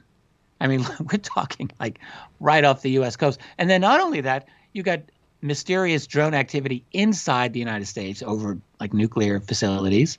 This has happened. Now, that could be literally spies working for a foreign country sending those drones aloft, presumably. But like, wow, this is getting pretty serious. And the one point, the very important takeaway that I got from his article, I'm talking about Rogowe here, is like we have got to recognize that classified drone technology has got to be vastly beyond anything that we recognize. And that's got to be true. So that just is one additional thing that's going to muddy the waters of the UFO subject. But I think it's a great mistake when people therefore conclude, oh, well, it makes sense that it's a drone, therefore it must be a drone. Because there are actual genuine UFOs. You're laughing about something. I'm looking at your face. I'm getting trolled by Dave Beatty now. Getting trolled. He's telling me that the bunker looks good, but I need makeup. Dave Beatty. And all these guitars behind you. Yeah. So back to this. When all of this starts to break and the media is jumping on this and these stories are now out there, what part of this does the Navy bear some responsibility to? I keep going back to this because in what way? Responsibility for the what? leak, Exactly. the leak, and to call this a leaked video, I'm not so sure if that is fair. I think it's probably more intentional, and it was given, knowing that we've got the UAP Task Force report coming out and scheduled for June, but nobody in the Senate Intelligence Committee is outraged that evidence is being leaked to the public. Nobody's brought this up. The United States Navy hasn't brought it up, right? But well, I think it's been pretty obvious since the formation of TTSA that there are factions within the Pentagon and certainly within the Navy. You know, it's not like you're dealing with a single monolithic organization that's always in unison. There are, I mean, think about all the time when you had the Pentagon was pushing back against TTSA for a while, and when Elizondo and Mellon got the 3 initial videos released, that was them. That wasn't the Navy. They did that. And the Navy initially didn't really want to own those videos, and there was all this pushback back and forth. There were different messages coming out of the Pentagon for a while. So I just think it's symptomatic of the fact that, I'm going back to TTSA here, which really doesn't even exist, basically, I don't think. But they had friends and they had enemies at the same time within the Pentagon. So I think they had people who supported them, definitely. And I think they had people within that same bureaucracy who just hated them and would not support them. And that to me is normal. You're talking about a multi-billion-dollar massive bureaucracy that is the seat of power in the entire globe of human civilization anyway. Of course you're going to have factions. So I don't think that's unusual. And to call this latest thing a leak, I mean, yes, someone clearly thought it was a good idea to get this out to Jeremy. And I think we have to assume that there were probably some prominent people within the military, within the Pentagon, who are like, oh, gee, not again. Like, we're probably not happy about this. But, maybe the person who was behind it had enough authority or had enough status that he or she thought they could get away with it.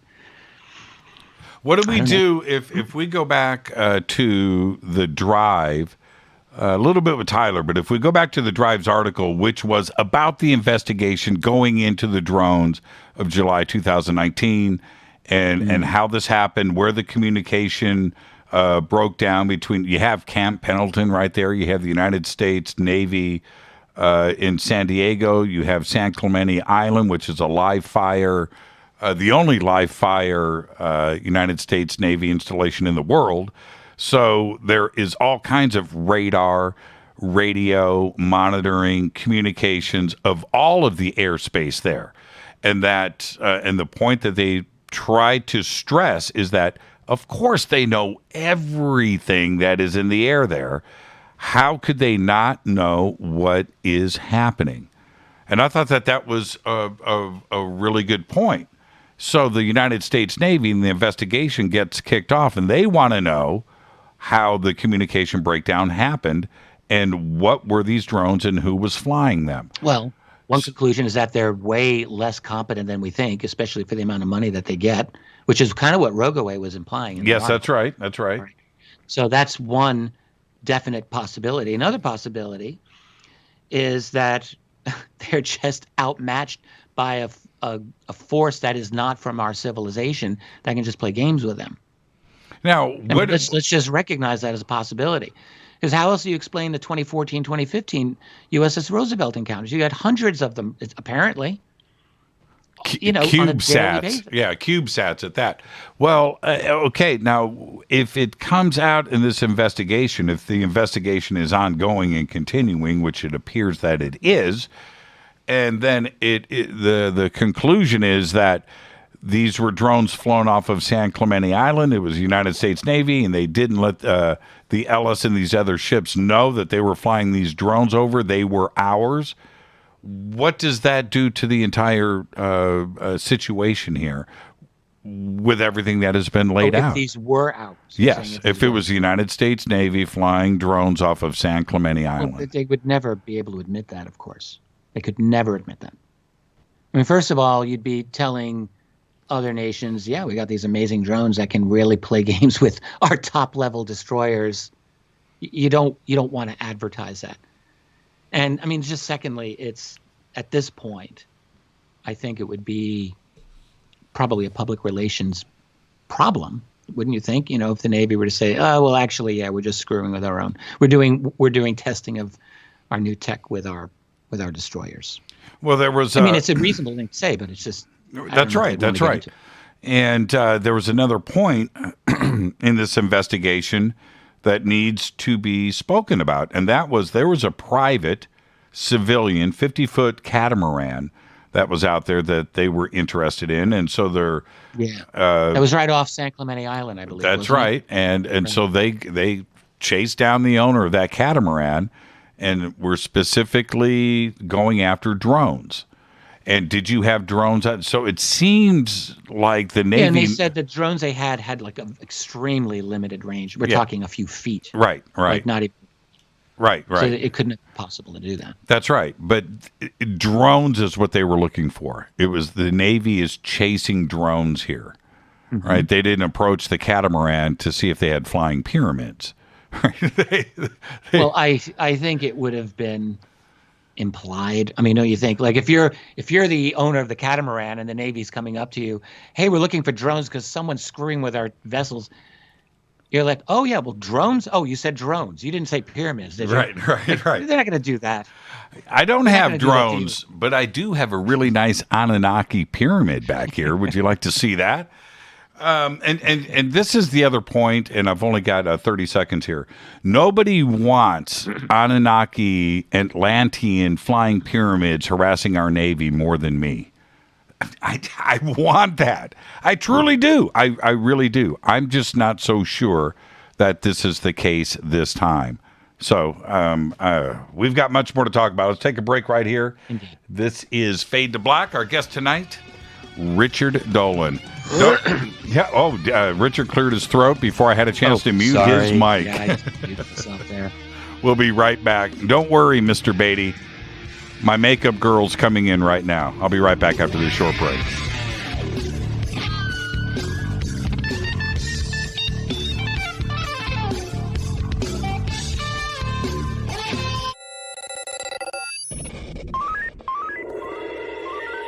Way out here, we listen to Jimmy Church. You're listening to Fade to Black. Always on the edge of the hottest alternative talk. Jimmy Church with Fade to Black. KGRARadio.com. ¿Qué tal, mis amigos? Yo soy Mario Carson, el tiburón, y los invito para que escuchen a mi buen amigo Jimmy Church Radio. ¡Claro que sí! Do you want to be an official Fadernaut? Of course you do. This is Jimmy Church of Fade to Black. Just go to our membership section at jimmychurchradio.com. Fadernauts, when you think about the future of our country and where we're headed, do you wonder about the food supply? I do. Disruptions in the food supply chain could be disastrous, and they usually occur with little warning. That's why the smartest thing you can do today is to stockpile emergency food, water, and other essentials. I personally recommend My Patriot Supply. They're the nation's largest emergency preparedness company, serving millions of customers for more than a decade. In fact, they're the only source my family trusts for our preparedness plan. You should too. Right now, save 20% off a full 4-week supply of delicious meals that provide 2,000 calories a day. Saving 20% helps too, doesn't it? Especially now. So go to preparewithjimmy.com and get ready. That's preparewithjimmy.com. There's no time to lose. Do it now. So, you love talk radio? Then you'll love TalkStreamLive.com. TalkStream Live is always on, 24/7 with the best streaming talk shows. Find your favorite talkers and discover some new ones. It's free, readily available online or on mobile with any smartphone or tablet. Finding your favorite talk shows all in one place has gotten a whole lot easier. Just go to TalkStreamLive.com. Be sure to download the free apps from Google Play or the iTunes App Store. You listen to us, and we listen to you. And so does the CIA. KGRARadio.com. You are listening to Fade to Black with Jimmy Church on the Game Changer Network. Oi, oi, I'm Reese Evans. You're listening to Jimmy Church. This is Revolution. The revolution will not be televised. The revolution is on radio. Ciao.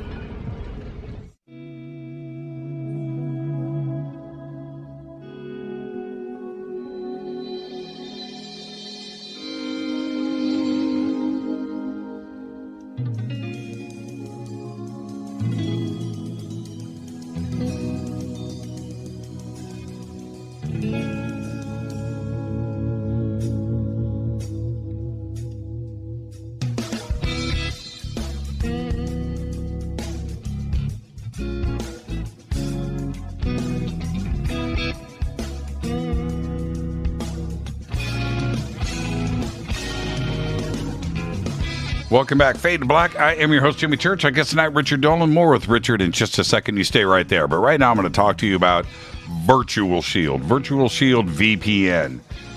You've got to have... Today, you need your own Virtual Shield VPN. You see the beautiful studio here. You know that I've got multiple computers. You know that I'm in a top secret location. Nobody can find me. You're not going to find me through my ISP. You're not going to find me through my search traffic. That's what running in secret is all about. You've got to do it today. Virtual Shield VPN is the only VPN I will use. They have a strict no logs policy. That right there is what you need to have. There's nothing out there about you, number one. Number two, they have encrypted servers all around the world.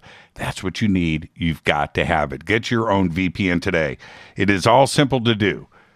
One, you can type in virtualshield.com/fade to black right there in your search bar. You don't want to do that, which I understand.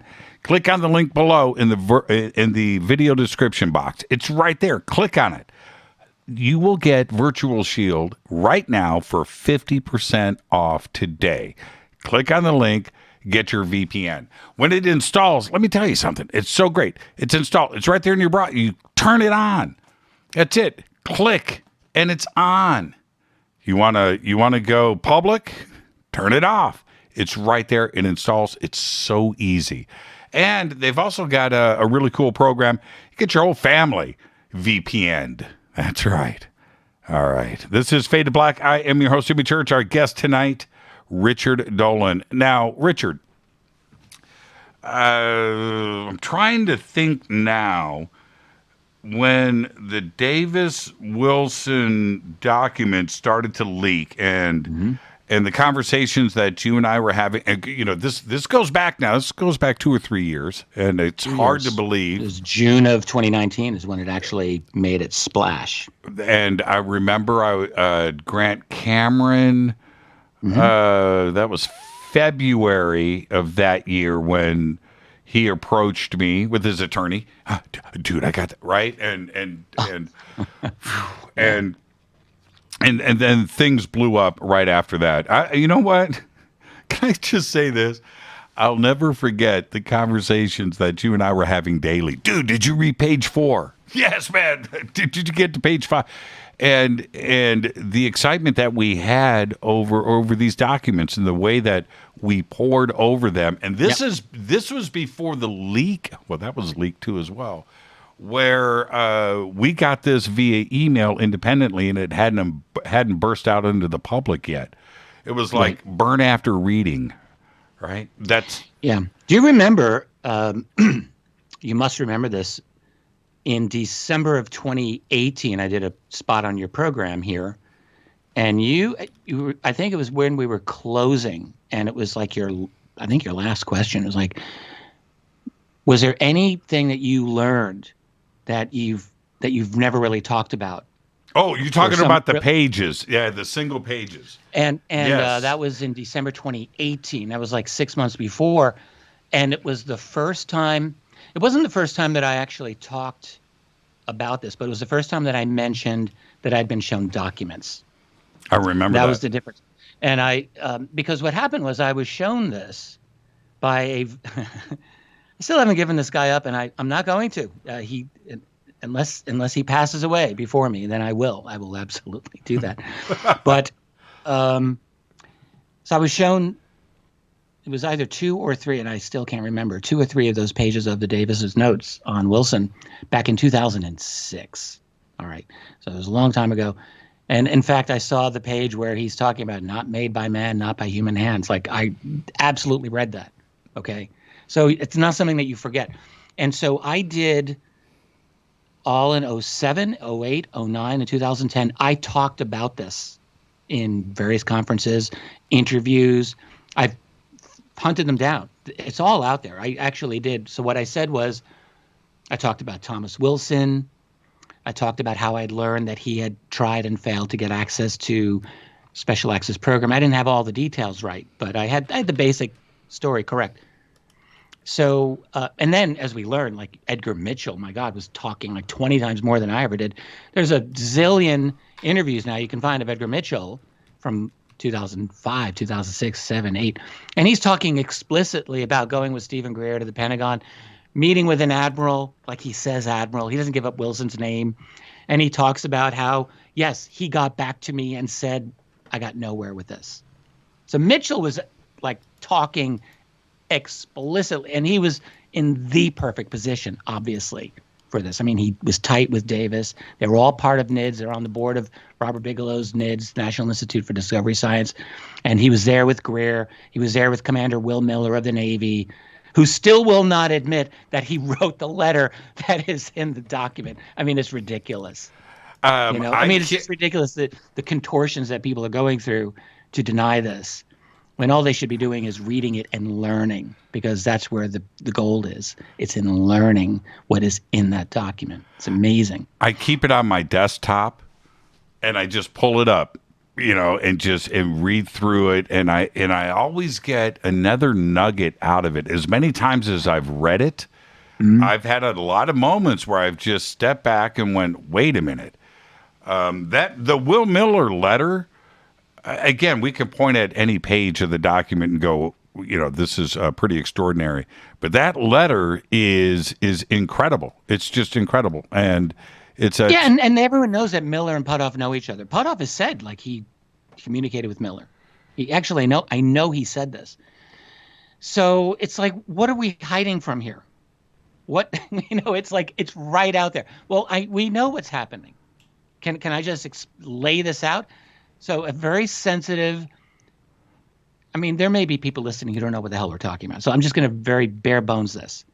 1997, Stephen Greer is making the rounds in D.C., and he's got information about deeply clandestine programs dealing with reverse engineering of alien tech. All right. And he is convinced that these are beyond the normal purview of the government itself. And he's got Mitchell along. He's got Commander Will Miller along. He's got some other people with him. And they're basically knocking on doors. And they are able, astonishingly, to get an interview with the deputy head of intelligence for the Joint Chiefs of Staff at that time, Thomas Ray Wilson. And it's not just Wilson. There's other people involved in the thing. Greer gives a presentation. Corso's book was coming out. It was in the news, and I Greer's talking about that. But at the end, Wilson and Miller chat. This is all in the document, and because they're Navy colleagues, they're talking about Majestic 12. Anyway, I'm getting ahead of myself. So Wilson goes off on his 2-month wild goose chase to look for this program, and he gets the help of, among other people, recent Secretary of Defense William Perry and other individuals, and he finds that this thing is so hidden away. Basically, it's illegal the way that this is hidden. It should be illegal. You got programs under false names, buried under other programs. Like this is not, and it's within the Special Access Program Oversight Committee, SAPOC is the name of it. And he's going into there and he's looking at these false descriptions. And he's like, this is a lot of BS. He sees what seem to be 4 programs that deal with ET reverse engineering. When he goes through the main one, talks to what he calls the gatekeepers. These are private industry guys, probably Lockheed Martin, but we don't have total confirmation, but that's probably what it was. The program manager, the security manager, and the corporate attorney, perfect. And he's like, this is your mistake for not letting me have oversight over you. And they're like, yeah, whatever. Yeah, like these guys are not worried at all. And the best part about it, and for the audience to clearly understand what we're talking about, right? They took his calls. He's calling private companies. They pick up the phone. He is able to communicate. And as soon as they weren't happy about it. It was all good like, how the hell did you until know? he brings up these special access programs and starts to get specific and how they are funded and how they are represented in government. And as soon as he went there, conversation was over. Well, they had to throw him some kind of bone because he was really becoming a hassle for them. One thing that comes out in Davis's interview of Wilson several years later in 2003, these are the notes, okay, Eric Davis, is that this group had almost been totally exposed just a few years earlier. And that was in a Pentagon audit process. And this auditor apparently stumbled onto them, and they were like, this moment where they had to read the guy into the program. They were not happy. And then as a result of that, they worked out with the senior review group which consisted of, I've got a deputy undersecretary of defense, who's the chairman, the director of special programs, and an executive secretary. So they go with these guys and they're like, we need to hide this better. And they do that. They hide it better somehow, making it even more impervious. And Wilson still found it. And really, you got to give Stephen Greer credit here because it was Greer's initiative and his information that got this whole ball rolling. But the point is, you've got a completely, it seems to me this is an illegal structure. How is this legal? You've got 3 guys in the Pentagon who are able to bury this reverse engineering ET program, okay? And so that Wilson realistically probably didn't have, he didn't have the authority. People have written articles, he should have known. Well, no, back in 1997, there's no way he should have known. All of this was new. And, Wilson was new into his position. How is he supposed to know what the absolute limits of his job description were. That's ridiculous.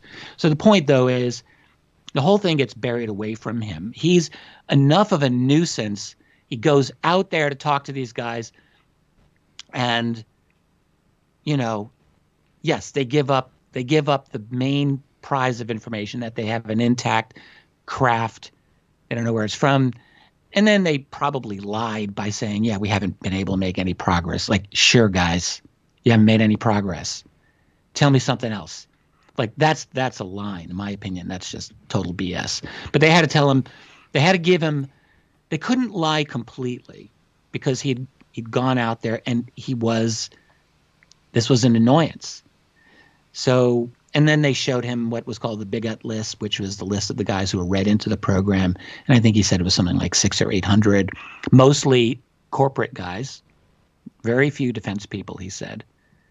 So you've got a situation where you've got a private contracting organization, major defense contractor to the United States military, that clearly is running circles around the military itself, by and large. Oversight is essentially meaningless. It's a fiction, frankly. And you've got UFO researchers here who honestly are displaying cowardice or worse in not even bothering to look at this and take it seriously. Everyone knows why no one wants to admit to it. You got Davis and you got Putoff, you got even Kit Green's really only very indirectly related here. He's not part of that, but they were all part of the same little club having all of these conversations. Mitchell was part of that.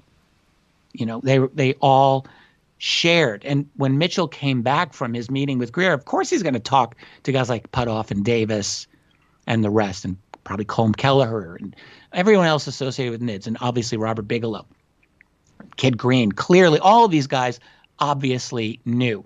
But even though this was an informal thing, right? They're not acting in the capacity of, like, this is not an official government document. They send Davis off a few years later to interview Wilson about this. This is not an official government document, but it does deal with a sensitive issue, and all of them have security clearances. So obviously they're not going to just say, oh, well, yeah, we did a really crap job when Mitchell died and we didn't get custody over his document and we let that thing leak out, which is basically what happened. That's what happened. To their absolute embarrassment. Mm-hmm. Mitchell dies, what was it, in 2016, 2017? He dies, and I think this can come out now, like, he had problematical relationships with some family members, and they just wanted to get rid of everything. Like a lot of, and I mean, other than the stuff that was like valuable, but like a lot of the old papers, UFO stuff. And there was one man who was very tight with Edgar Mitchell who said, please don't get rid of this. May I please take it? And that's what happened. And there is. And he gets it out, and then, the rest is eventually it leaks out. In the Will Miller letter, there are two paragraphs here that stand out. And we're talking about Hal, and we're talking about Eric Davis, and of course Kit Green and others, where that close-knit group still exists today as a close-knit group. And right. And so this is what Will Miller says, and I'm going to read directly from the letter. So good. I don't have it in front of me, so I'd like to hear it again, too. I just love this. Okay, so this is what Will says. He says, this is his letter to Eric Davis. He says, I would be willing to assist you and Hal Putoff with your ongoing research into UFO crash retrievals and the entities within the government or outside of it that are involved in that business, with the following caveats. And this is the other paragraph that I think is so important. He says, first, there must be absolutely no mention or association of my name with your work or investigation. I have absolutely nothing to gain from such association at this time, and possibly much to lose. That's right. That is a holy crap moment right there. Yeah. And it's like such an obviously believable thing. And yet there are people like, oh no, it was a cut and paste job. Like, what a stupid joke.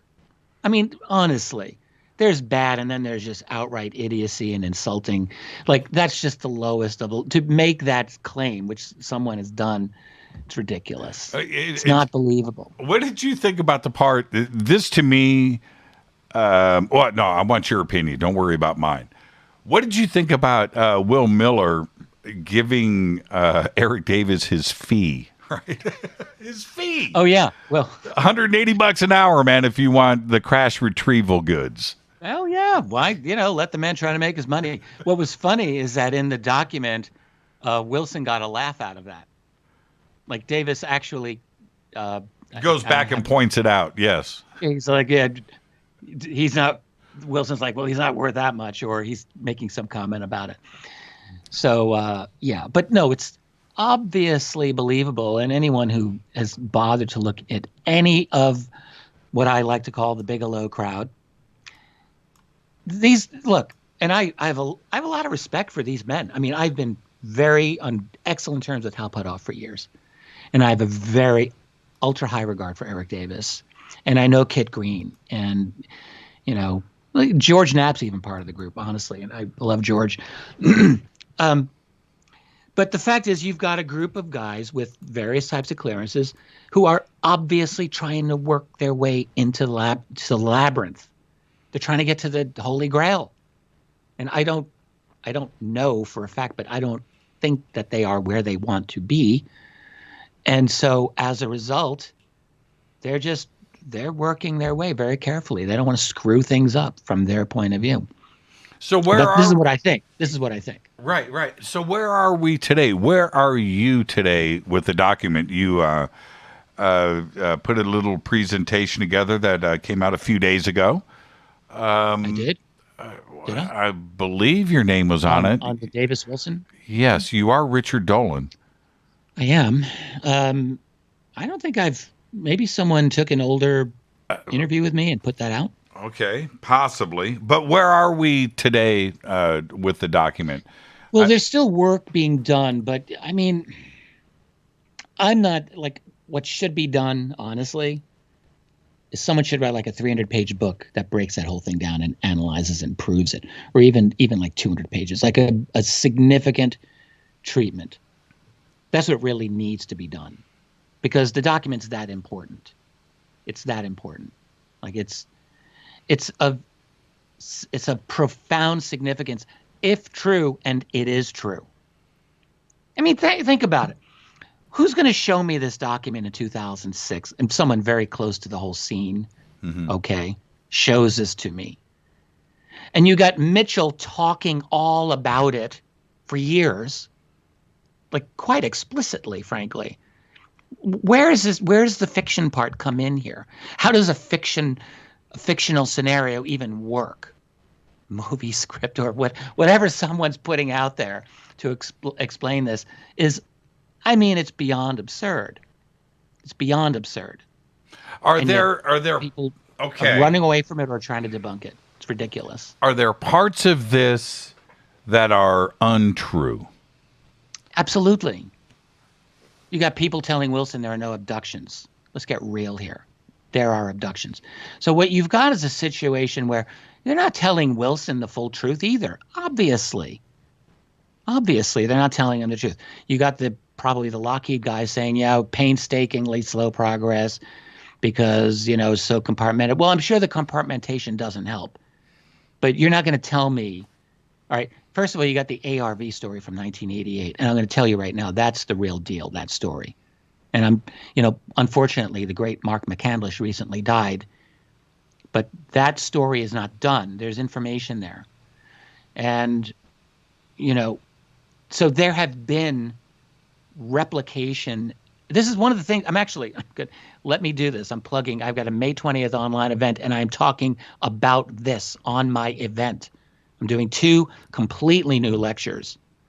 And one of them is talking about UFO crash retrievals as a classified corporate gold rush. No one's really gotten into this, and I'm really going in. And I'm looking at this, and I'm looking at Davis Wilson. I'm looking at the ARV story and a lot more, and the involvement of organizations like Lockheed and others. This is really important, and no one's really unpacking this, and I'm trying to. I've got some pretty good people helping me, by the way. And incidentally, for that event, I got Lou Elizondo and the 4 Young Guns. I love those guys. Jay over at Project Unity, James Iandoli, Danny Silva, and Joe Mergia, all of whom do excellent work. And of course, Lou, who I'm going to really try to pin Lou down on crash retrievals. So he should be forewarned. And I had some nice conversations with him, and I really like and respect him. So that's it. But I'm going in with some very new and fresh and what I think is actually powerful information, some of which has not been out there before. So my point simply is we've got a system of it should all be illegal. It probably is illegal, but somehow they get away with it. This level of secrecy is beyond anything that any reasonable person would want to accept in their country, and yet we're stuck with it. And, breaking this incredibly compartmentalized system is ridiculous. But I was talking about the absurd nature of like some of the lies that were told. Well, first of all, lies that were told to Wilson, and the absurd thing about, yeah, we haven't been able to replicate a flying saucer. Sure you haven't. Sure you haven't. Absolutely they have. But they tell this to Wilson because they just want to get him off their back. And the whole thing at the end of that document with like there's no abductions, that just comes out of the blue. Like that's just not credible. And what about we've only got a minute before the break. There was something that also stood out for me, and that is Kit Green and the alien autopsy film, still the images. Emails, yeah. Right. And what he was seeing, where what he saw, and I'm assuming it was in Langley, Virginia. I'm going there because I think at that time he was at the Weird Desk at the CIA. But that being said, he seemed to have flip-flopped on the alien the alien autopsy film, where he said no, then he said yes, then he said no, and then he came back in the end saying that the film is real. Is that somebody No, in the end, he's saying it's fake. Well, okay, so I got my flip-flops backwards, but what I'm suggesting, was that somebody messing with Kit? All right, well, look, I did a long interview with Kit Green about this, and it's on my website. It's totally free. Just go to Richard Dolan Members. There's members content, but there's a lot of free content. This is a completely free piece. Just go in there, search it out. And I did a very long interview with Kit Green. And what was funny, are we running out of time here? Yeah. I was originally going to publish that whole transcript, just verbatim. I had the whole thing. And we had misunderstood each other on that matter. So when I told him, yeah, I'm about to put the transcript out, he hit the roof. He was like, no, you must not, absolutely not. I will not authorize that. So I said, oh, okay. So what I had to do was I did essentially a very, very long article on the interview with clips of the transcript. Like I did have some of that in, but there were things in there that for him were very sensitive, and he just didn't want to go there. So fine. So I wrote, I think it was like an 8,000 word piece, very long. And I tried to do justice to his position. He felt that I was accurate, I should just say. And essentially by the late 90s, when we're going to have to continue this after the break, I imagine. But he and Putoff and Eric Davis and Colm Kelleher they're emailing each other, and the alien autopsy thing comes up, and they're all surprised because Kit Green, who's a highly qualified medical professional and biological professional, I mean, beyond almost anyone. He's a pathologist. Yes, but he's even more than that. Well, but so my point is, if he's looking at an alien autopsy film, if somebody's going to know what's going on, it's Kit Green. Right, you would think so. Yes. So he's saying, yeah, that thing's real. And there, in the email thread, this was the other thing that leaked out of Mitchell's estate. And by the way, my understanding is not a whole lot else is of great value of Mitchell's. It's just those two things. But anyway, so you could see like they're somewhat incredulous at first. They're like, really? You think that's real? Like and Green in that thread in 97, I think that was. No, I'm sorry, 2001, I believe. I'm getting mixed up here. He's like, nope, it's real. Absolutely. But then, so that comes out, and I called him. I emailed him. I'm like, please, you got to tell me what. Okay, let's pick this up after the break. And again, my memory says Kit said, well, I was shown an image. Yeah. That was a little more than that. Yeah, no, he said I was shown an image that was definitely an autopsy, and it was in that film. We'll continue all of this when we come back. This is Fade to Black. Our guest tonight, Richard Dolan. Stay with us. Hi, everybody. This is Rob Halford, the Metal Guard on JimmyChurchRadio.com. This is KGRA Digital Broadcasting Station. Salt Lake City, Utah. Van Buren, Arkansas. Why is it we're not very good with our health regimen until it's too late? We don't put oil in the car until the engine blows up. When the body's out of balance, your health is not so good. Give your body some love. Log on to GetTheT.com. That's GetTheT.com. Try our Life Change Tea, which cleanses you from harmful intruders.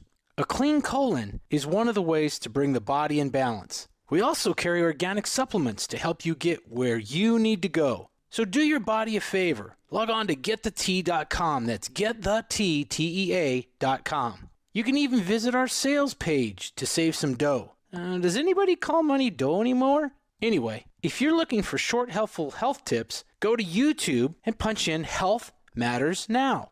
That's Health Matters Now.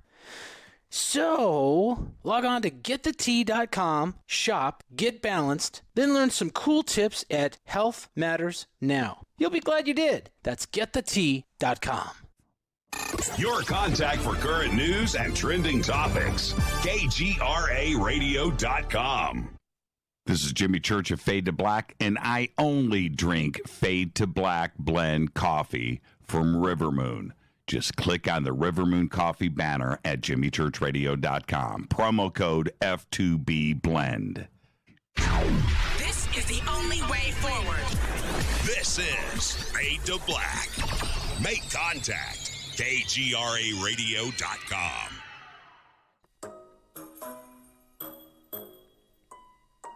When you're in the house for longer periods of time, you can see them flying or running across the floor. Ooh, yuck. They're unhealthy, gross, and disgusting. Bugs. I loathe bugs. We keep a clean home, but occasionally bugs show up. Well, I found something that is tougher than bugs. Orange Guard. On contact, it kills hidden bugs, including ants, roaches, and fleas. Plus, Orange Guard is a residual repellent. All of the ingredients of Orange Guard are on the FDA generally recognized as safe list. Orange Guard may be used around food, humans, and pets. It comes with a 30-day money-back guarantee. Orange Guard, available at orangeguard.com, Whole Foods, and Ace Hardware. Gold loves chaos, uncertainty, and disarray. History shows us what gold does when people aren't sure about the government, the stock market, their jobs, or their retirement savings. Our national debt is skyrocketing. Gold and other precious metals are a defense measure against inflation and a stock market that might take years to recover. So what can you do right now to protect yourself? Call United Gold Group. We offer gold and other precious metals delivered securely within 72 hours. Are you worried about the stock market? We can also help you set up a real gold or silver IRA or a 401k. Safe and secure. United Gold Group makes gold ownership affordable. Call now and get up to $2,500 in free gold or silver with a qualified IRA. Call 800-753-8534. That's 800-753-8534 or visit UnitedGoldGroup.com.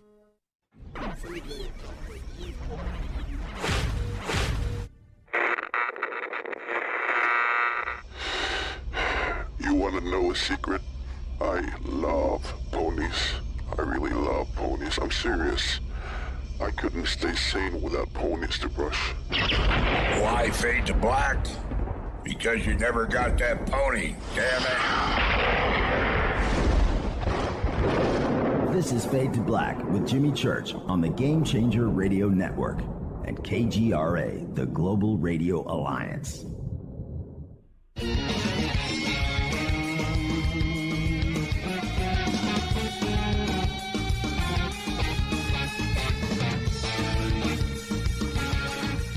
Welcome back. Fade to Black. I'm your host, Jimmy Church. Tonight, Richard Bleepin' Dolan is with us. Another great conversation. And you know what I enjoy most about having Richard on the show? It's not the conversation, because that's happening. It's the butting of the heads. Oh, I just love, I love that part of it, man. I love that part of it. Okay, so that we butt our heads with each other, you mean? Yeah. Yeah. But in a fun way. Yeah, it's always awesome. And like brothers grow up and just like fight in the room, fight in the bedroom, and throw each other around against the wall. It's the only way to move forward. It's the only way to move forward.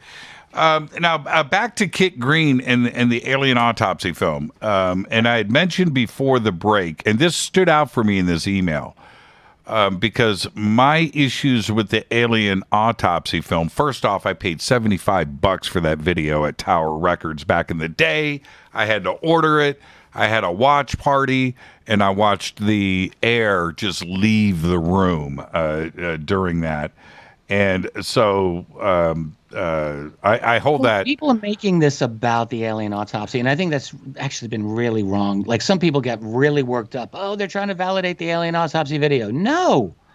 Well, okay. What's interesting is that Kit Green stated that that being, whatever that was, looked exactly like a photograph he had been shown at a classified, in a SCIF, sensitive compartmented information facility, in 1987 or 88. He said this looked exactly like what I was shown. Which is the interesting thing. And which is back to my point that I was talking about before the break, which was he was basing all of this on this image that he was shown in this private meeting. But I'm reading the email and I'm thinking, Kit Green has got to know that film is bogus. Is he saying the film is real? But Kit's he's got to know. The other thing was, it was hard for me to get all of this nailed down, but it was what came out. And by the way, I just found this on my website. This is absolutely, completely available for anyone. And the article is just called Dr. Kit Green on the Record. And I posted this on August 24th, 2019. So this is in the very early aftermath of Davis Wilson and the alien, all the stuff that leaked out, those two things that leaked out when after Mitchell had died. These are the two big things that came out. And then there were people saying that the alien autopsy thing was fake too, that the email thread was fake. It was the first question I asked Kit Green. He's like, no, it's not fake. It's totally legit. People were complaining about the email addresses. There's totally legit reasons for those email addresses, and I wish I had that at the tip of my knowledge right now, but all of this is totally explainable. I asked Kit Green, were these, he absolutely remembered the entire email exchange. The whole thing is obviously real. Anyway, he stated that he basically had this dangling carrot thrown in front of him for years. And the dangling carrot was, we're going to let you into the major UFO organization where we need your skills because you're very skilled in biological sciences and so forth, and we're going to bring you in. And so this seemed to be the thing for him. And in the late 80s when he's brought in, this was the second time. He had an earlier briefing, I think it should be there, 1980 or 81, the early 80s. And then he gets this other one. But he ended up believing that this was just either a psych job on him or some kind of disinfo, or I'm not sure if he even said this explicitly to me, or they just may have rejected him. Like they may have brought him in enough and thought, no, we don't really want him in. I mean, maybe he had a higher public profile. I mean, people knew him through Robert Bigelow. It's not like he was going out of his way to be a public person, but he did, he was listed in the book, the Jim Schnabel book on remote viewing. When did that come out? Late 90s. Like he was somewhat known, and I'm just speculating here. But anyway, he gets this dangling little thing like, we're going to bring you in. And so they bring him in the late 80s. They show, apparently, he says they showed him a photograph that looked like an alien. But I don't think that there was any kind of explanation of this whatsoever. And so he's, you can imagine like the impact that would have on anybody. Like to be brought in that type of facility is very significant. He goes in, there's all of this protocol you have to follow, and then you're brought in, and he's shown this. And then years now go by, but it obviously had an impact on him. So all he was really saying is that the being, apparently, in the Santilli, and this is interesting too, honestly, Santilli's faking this. I mean, no one's really thinking, okay, this is real, but how the hell did that happen? What does that all mean? Unanswered questions here. But anyway, Green sees that, and he's thinking, wow, that looks just like what I saw. So the real question we want to ask is, what the hell happened to Kid Green in the 1980s there? What was that all about? Well, so he ended up, well, I'll just finish this. He ended up believing that this was some kind of like head fake that they were doing to him. Like he actually believed that they were lying to him. This is what he said to me anyway. I mean, honestly, I can't crawl inside that man's head. He's a brilliant individual, and I really like him. But I don't know what, is that actually what he really believes, or is he just trying to, preserve himself from people thinking, yeah, I actually believe the Santilli film or whatever. I don't know what's going through his mind.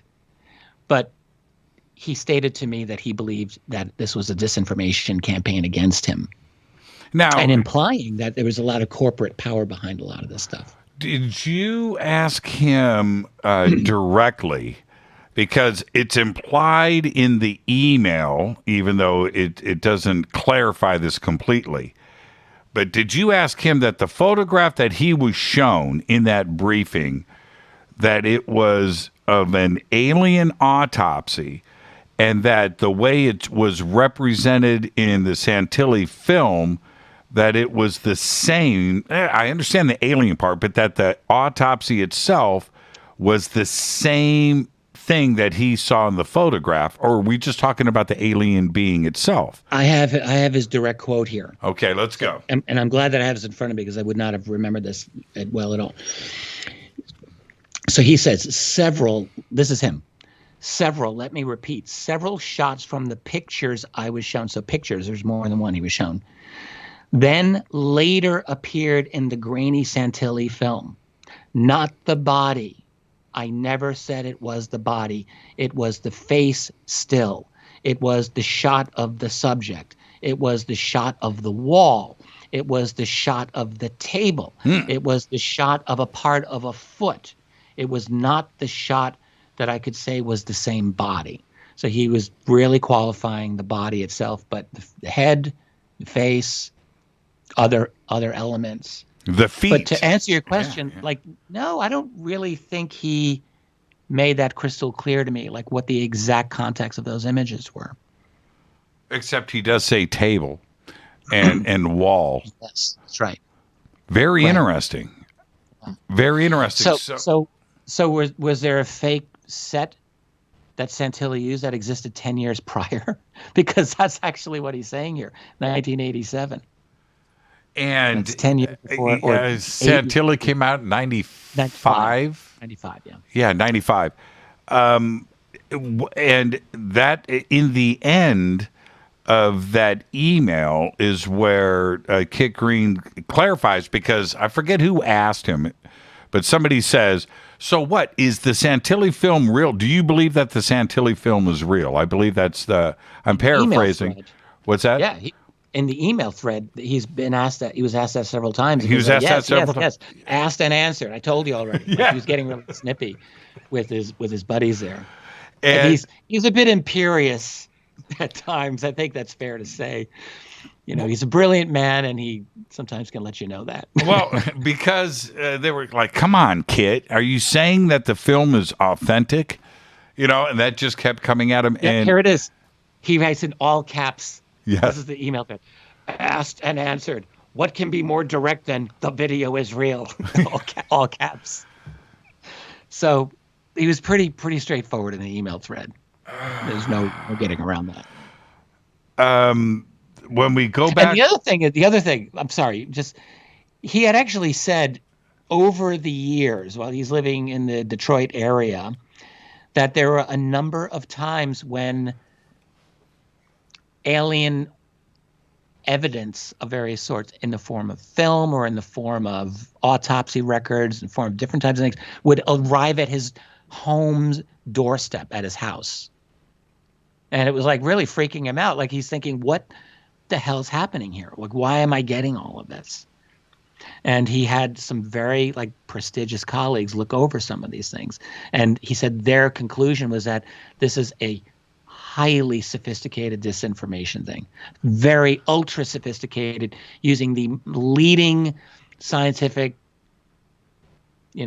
things that we know in certain areas of biology and so forth. Like, I mean, so Kit concluded, and this is actually all in my article, and I would encourage people, it's right there, you can just read it.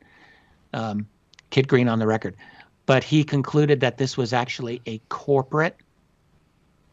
significantly sophisticated corporate disinformation program. And I asked him, I said, why? Why is a corporation going to be trying to mess with you here, make you think that this is real? And I'll be honest, I don't really think that I got a great answer. I don't think he had a great answer, at least not for me. There were a number of things that I felt unsatisfied with how he explained some of these things. Do you think that, Richard, do you think that that would be because he doesn't know? Not necessarily that he's hiding something, but maybe he just doesn't know. Oh, no, absolutely. I think he doesn't. There's things he does not know. Right, sure. right. For sure. Is it safe to say that if we know somebody's name, right? If we know somebody's name, somebody's spoken public, we know somebody's name, then they probably don't know. You know what I mean? Yes, probably right. Like in the case of Dr. Green and Hal Puthoff and Eric Davis, it's very obvious, I think, to anyone who sees these guys that they know things. Like they do know things. But the thing is, do they know everything?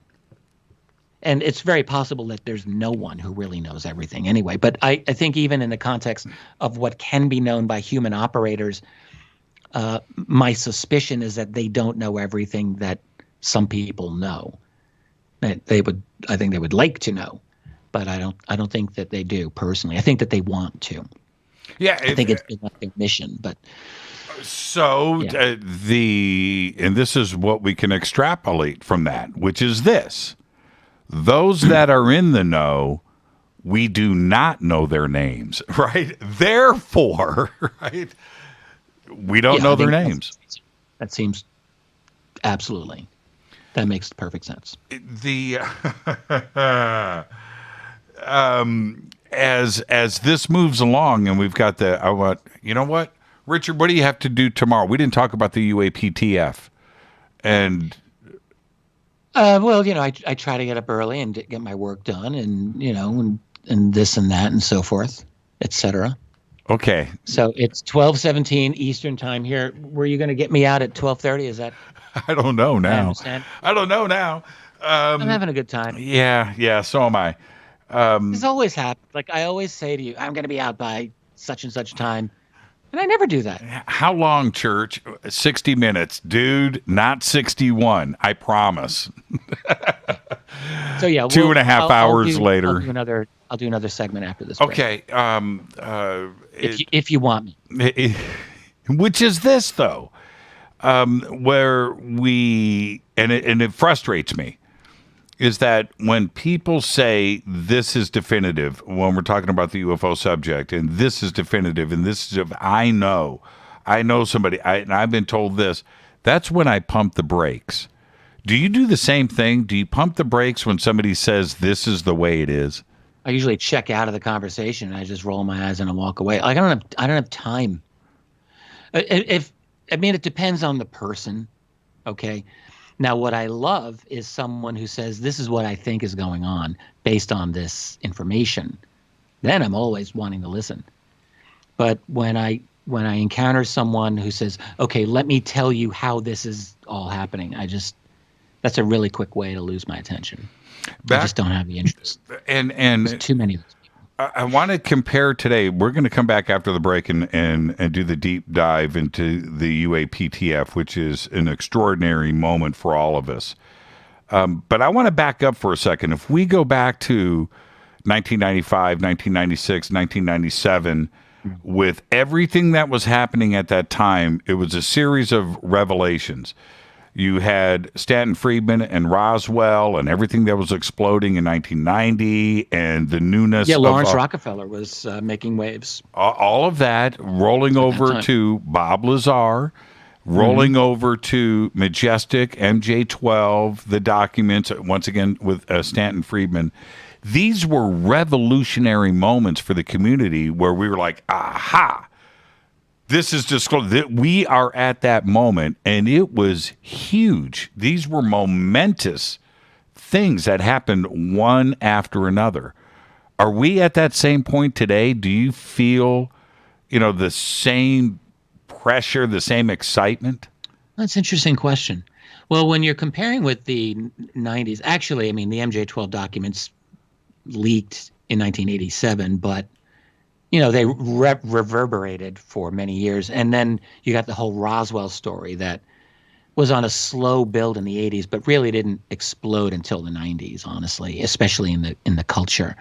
So all of those things, though, were, you could say they were like leaks, or they were unofficially released, and they weren't officially sanctioned.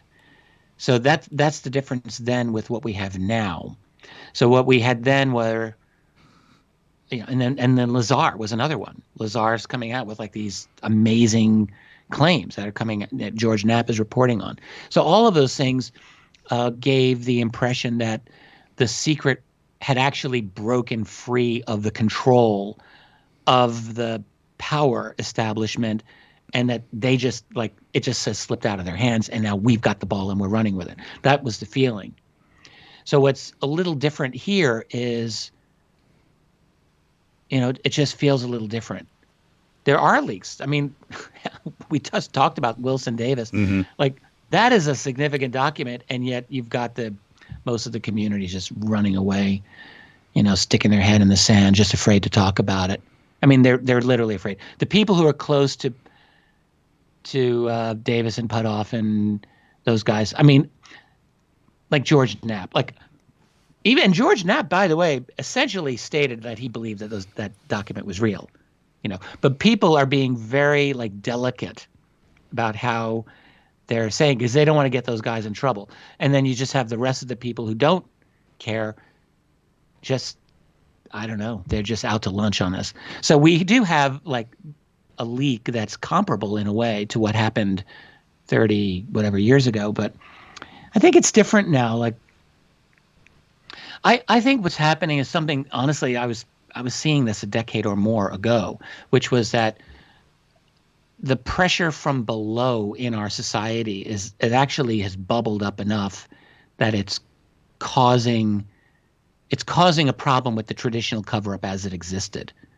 You could see, even to the Stars Academy, they are, in a sense, one outgrowth, they're one expression of the societal changes that we've been seeing with internet, with connectivity, with more information coming out, with the fact that because of 20 plus years of the web, the entire world has become had the UFO subject thrown in front of them. That wasn't the case in the past.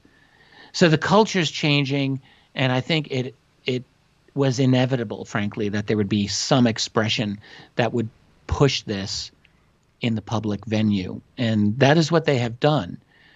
And there are people who still say, "Oh, it's an intelligence community op." Yeah, what's the op? What is the op? To scare the public about aliens, to increase military spending? That's a laugh.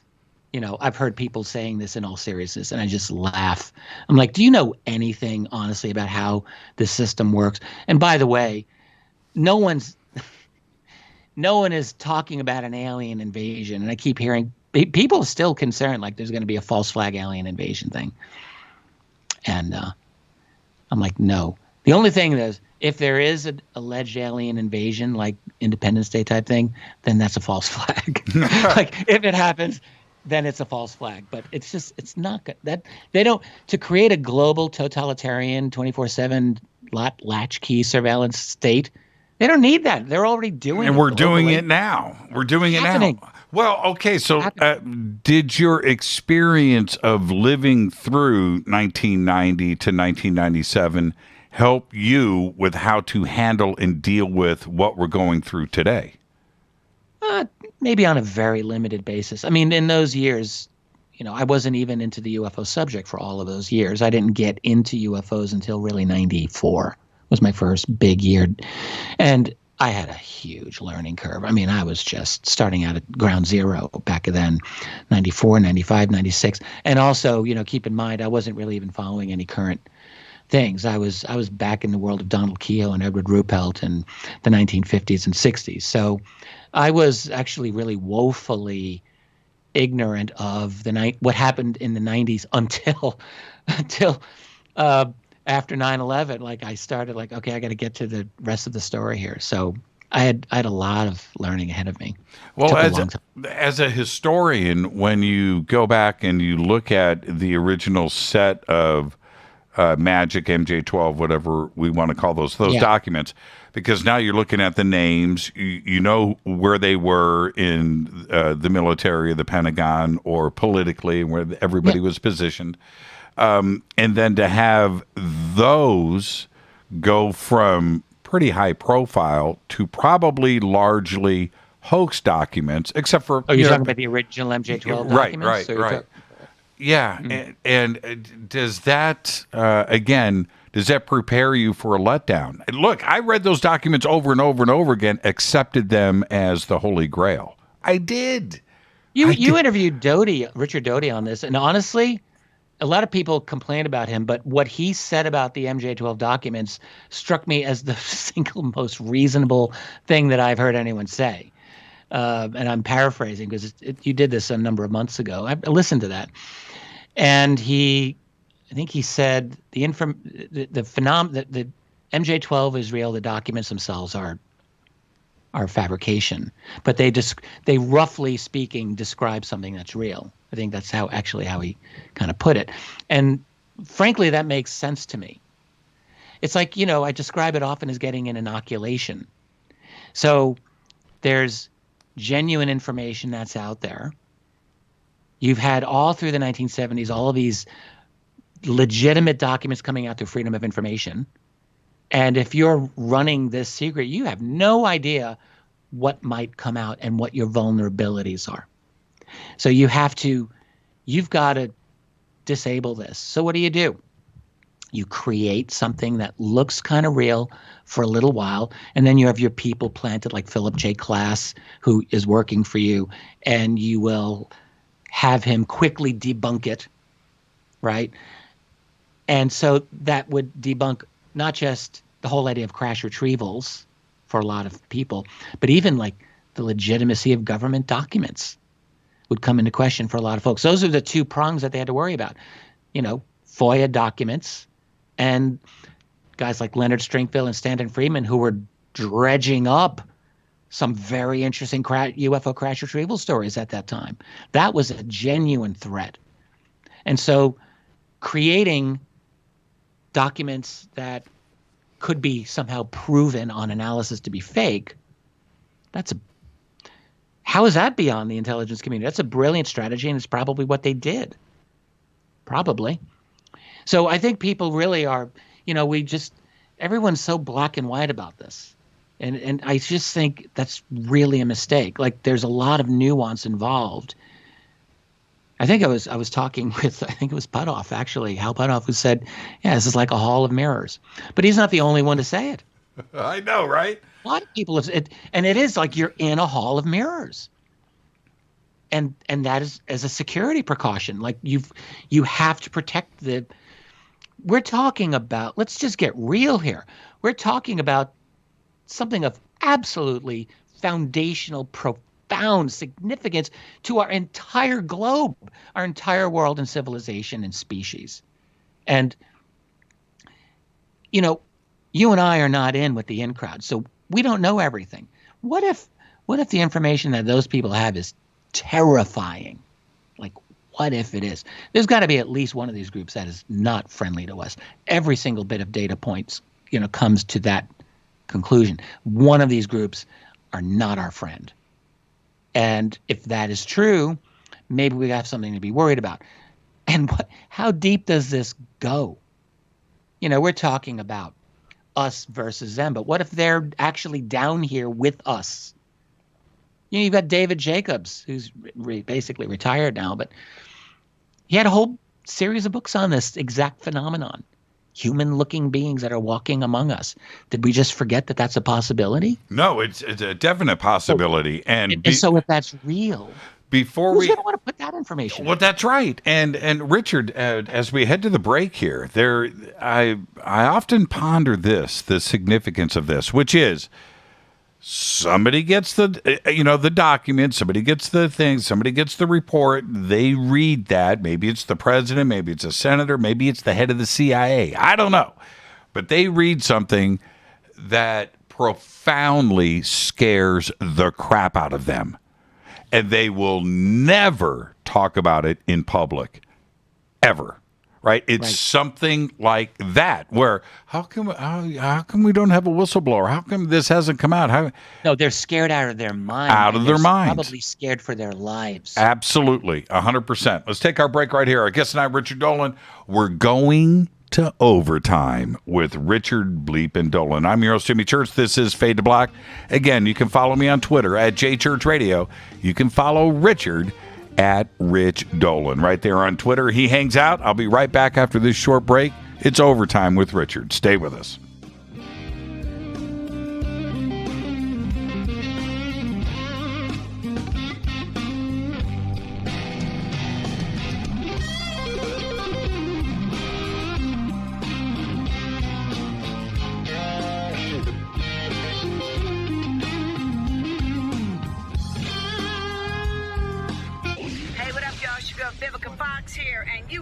To my boy, Jimmy Church, on JimmyChurchRadio.com.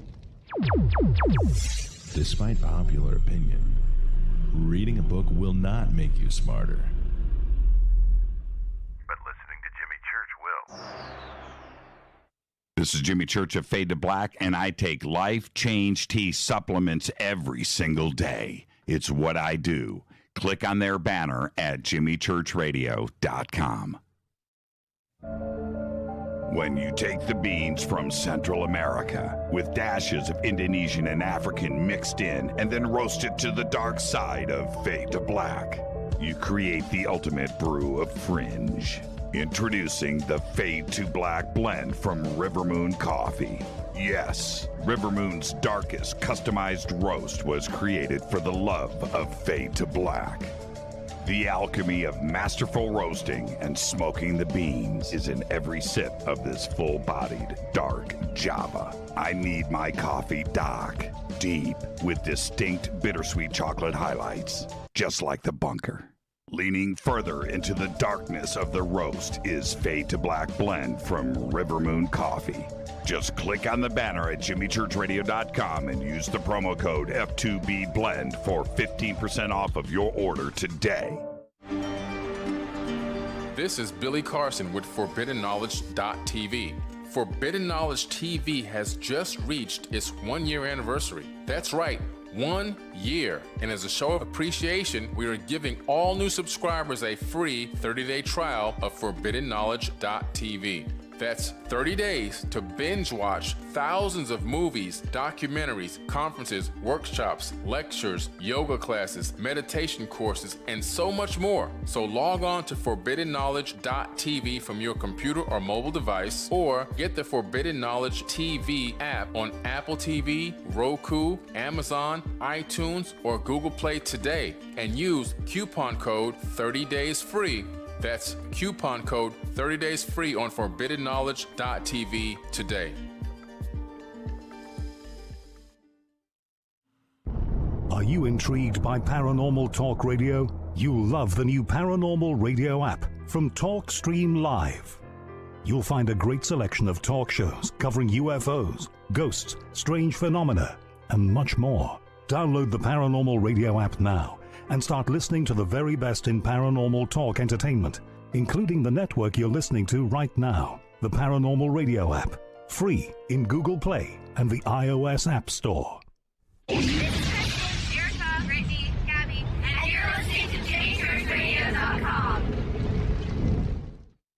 It's not a lifestyle we chose.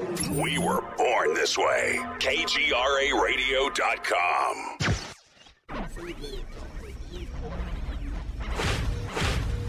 This is KJCR at JimmyChurchRadio.com.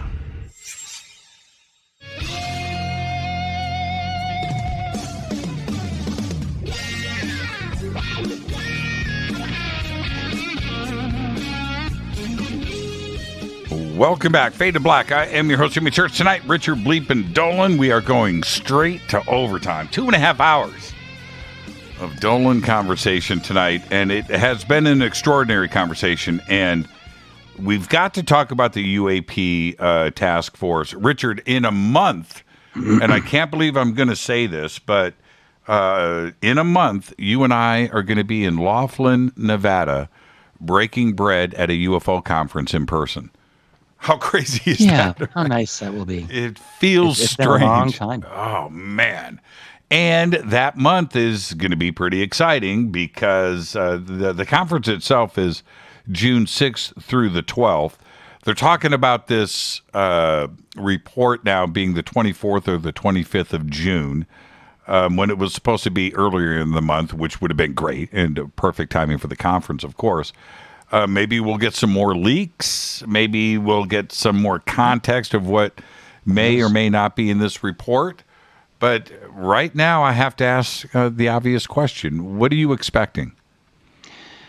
I don't know. I think there will, my guess, I don't have any inside information here. Like, I have no genuine inside anything, so my opinion isn't that valuable. Oh, but I would take... Well, honestly, it's as good as anyone else's. Okay, fair enough. But I predict there will be probably a couple of good photographs. Maybe, I mean, there's rumors, of course, of an amazing photograph. Still haven't seen this thing, of an object that supposedly is going into or out of the water and it's supposed to be a triangle. I've been hearing about this, so that would be interesting, especially if there is data attached to that image. Like, that would be interesting. Maybe there'll be some video. Maybe there'll be an interesting report. But I think we'll end up with, potentially we'll be in the same position that we are right now in, which will be, we don't know who these are. We don't have any answers. And that's ultimately really what's going to happen. So they just may pile on a little bit more data. But here's the thing that they won't do. One thing that I have been really looking into are just contemporary raw UFO reports. There are thousands every year. You know, the two big websites that I tell everyone about. They get the MoveOn CMS, their database, and you've got the National UFO Reporting Center run by Peter Davenport. And combined, they get well more in excess of 10,000 reports, distinct reports every year. So now, obviously, the vast number of those are not alien craft. They're not even probably black budget. There's probably, conventional explanations for most of these. But some of them, you go through them, there's some very good reports. For example, people are not aware of just how frequently around the world witnesses will say that they saw a low, quiet, hovering black triangle at 2 or 3 in the morning over their neighborhood. This happens all the time. Mm-hmm. It happens in the United States. It happens in Canada. It happens in Australia. It happens in Europe. It happens anywhere else. It happens in parts of Asia. I remember a report, I think, from Indonesia. Like, people from around the world are now reporting these things to these American websites, especially NUFORC, the National UFO Reporting Center. My point is, something very significant around the world is being perceived by witnesses everywhere. And particularly, I'm quite interested in these low triangles because there's just so many of these reports. So obvious question, who the hell is flying these triangles? Is this a black budget operation? What are they doing over some tiny little Australian village on the other side of the world doing what? Occasionally shining a light down like they're looking for something. Or in all these other parts of the world. Is this a global U.S. thing here? What in God's name are they doing at 2 a.m, 3 a.m, clearly trying to be as minimally detected as possible? So I'll guarantee you those are not going to be in the UAP task force report, and not even a tiny fraction of the genuinely perplexing UFO reports are going to be in this thing. Because if they actually covered this, like, just talk about the military cases. They've got satellites. We know they've got an incredible satellite system that undoubtedly can detect things that ordinary people have no knowledge of. They've got electronic instrumentation. We've learned about this, you know, from the Tic Tac sighting to the Roosevelt to the Channel Islands. They've got very sophisticated instrumentation. Do you think we're going to see much of that? Let's think again. They can only provide the tiniest sliver of this mountain of data. Because if they actually provide everything that they get, are you kidding? Do you realize how big that would be and how massive a data dump that would be? I mean, it would be kind of amazing if they did it, but I in no way expect that. So they're going to have to do a significant cherry picking, it seems to me, to have a report that's actually of a manageable size so that they don't get overwhelmed by a public inquiry. Can you imagine if they dropped like a 1,000-page report that was just packed with all of these sightings? They could probably drop a 10,000-page report. Sure. Right? With the data there. It's not going to happen. Now, maybe the classified version will, because we know there will be a classified version and there's going to be an unclassified version. So, okay, maybe who knows what they will do in the classified version. But presumably we're not going to get to see that one. Now, so many in the UFO community, and understandably, are hoping that there is going to be a mention of ET. There is going to be something, you know, I'm talking about an interstellar visitor here in this report. Is that even close to being possible? Well, I think it's true, but I don't think it's going to be released. No. You know, I was just reviewing. There was an interview I just saw today of Timothy Good from 2014. It was just released yesterday. It was like a guy, an interview with Regina Meredith, who's amazing. And Tim gave this very interesting 20-minute thing. Just, again, it's brand new on YouTube. And I commented on this for my website, so it's kind of fresh in my mind. But first of all, Timothy Good is just absolutely magnificent. And he's talking about a number of things. And one of his sources of information, he was at the point here in 2014 where he's just like, screw it, I'm just going to say what's on my mind. I don't really care. So one of the things was he was quite certain that the United States government has been in direct communication with at least one highly superior kind of alien civilization that we're in regular contact with. And he explicitly said the United States government. He didn't say anyone else. And, you know, I can't check Tim Good's source on this, but I know the man, and I know just how good and careful and brave he is. And if he says that, I'm going to take that seriously. So there's a depth to this that goes so far beyond the scratching your head and thinking, we don't know what these things are.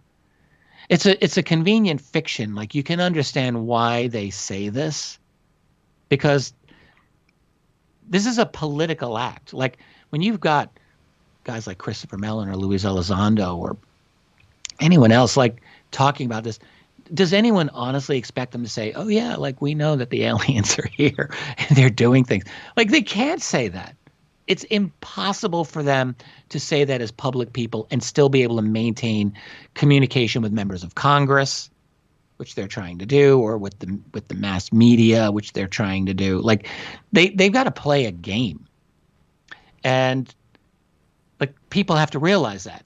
So they're kind of stuck.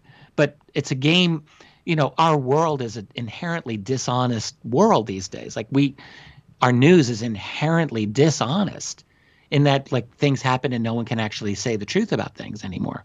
We're in a true era of the emperor's new clothes. And so one of many of those things concerns UFOs and the UFO reality that everyone by now who's looked into this has certain things that they're pretty certain that is going on. A, there are objects that have been traversing the skies and oceans and orbit of this planet for more than 70 years minimum, probably longer, but at least that time, that we cannot explain. Like this doesn't just start with the Tic Tac 2004. Like this goes all the way back. And we don't know how to do that. B, it looks like aliens, at least in some capacity. And like when you talk to these people who have clearances, who know a few things, they all conclude this. Now, if you read some of the statements of like Eric Davis, who's super fascinating and very, very brilliant, he is dropping a lot of bombs here. And he's talking about like the fact that this has got an intelligence, a conscious. I mean, here's a guy who was at the Skinwalker Ranch, of course, so he's had that whole thing. But that they're operating on an intelligence that is levels beyond what we can operate on, and almost as if it's like an interdimensional thing. Like you kind of get this from him sometimes, but it's physical, but they're not from this reality. However, we can even define what reality is. What is another dimension? Who the hell knows what another dimension is? But I guess my point is, when you get into those circles, those people they're dealing with a conception of reality that is so far beyond the little elementary school level that we get spoon-fed by the media. So I'm not expecting a major revelation. I'm expecting maybe a couple of decent photographs that will go, oh wow, that's interesting. And they will be interesting. But they won't be enough to convince the skeptics, because nothing ever is. Nothing ever is. They try to act like they're open-minded, but it's obvious they've got severe biases, just as severe or more than hardcore UFO believers. And we've got our biases too. We better be aware of that. Like everyone's got a bias. I have to check my biases. But the skeptics, they clearly have got it. So nothing's going to work with them. Now, those images that were part of, let's go with air quotes, the leak a couple of weeks ago, one of them... video, yeah. Yeah, right. That's going to be part of this report I believe Susan Gao did confirm that these were part of the UAPTF report that were leaked, and there were these images confirmed by Susan. One of them, the other two, but the one that George Knapp identifies as the blimp, that one's got me scratching my head. That's the one where I look at that and I say to myself, aha. That looks that doesn't look like ours. The one that looked interesting to me was the one described as, I think it was the spheroid. It looked kind of weird, but some people said that might have been a photo effect. Yeah. That didn't intrigue me, not as much as this. I don't know why it's being called the blimp, because I don't see blimp in that. Maybe that has to do. Ask, how would a blimp navigate that well, right? And it doesn't look like a blimp. Maybe it's the way the pilots observed it. Maybe it was stationary. Maybe it was moving like a balloon in a blimp. And that's the way it's being described in this report. And that's what Knapp was told. What's that? You know what would really suck? What's that? What would suck is if this thing that leaked. Yes, I just said suck on your show. Yes, so you did. If the leak was the best evidence that they have. I know. That's my fear. Wouldn't that be awful? That would be awful. I was going to ask you the same thing. What if that is the best of the report? Well, then you'd have to ask yourself, was the leak by design? as a way to just disable the whole thing and just take the wind out of it, because that really would do it. Stop it right there. If this is the best that they've got, and I'm not trying to demean it, because it's still, I'm not debunking that video. You're harder on it than I am, but I'm not saying it's totally legit, but I'm not saying it's what the skeptics say either. I don't know, and frankly I'm not qualified scientifically to make that determination. The best that I can do is listen to other smart people and make my own decision. That's really all that I can do. Sure. But my point is, if that's the best, even if that's decent information, it will take the wind out of the sails because it already got leaked. And people in June are going to be expecting more than this. Yes. And if they don't get much more, or if they don't get anything that's better, that's going to be a major letdown. Well, you don't want Marco Rubio. Yes. You don't want Marco Rubio up there in that fine walnut desk looking down at you going, is this the best you got? Is this it? And you're right. It just stops right there. The train runs off the tracks. On a visual basis. Now, let's not make light of the Channel Islands incidents. That's what I'm calling them. I don't know about other people. In 2019, these are very significant.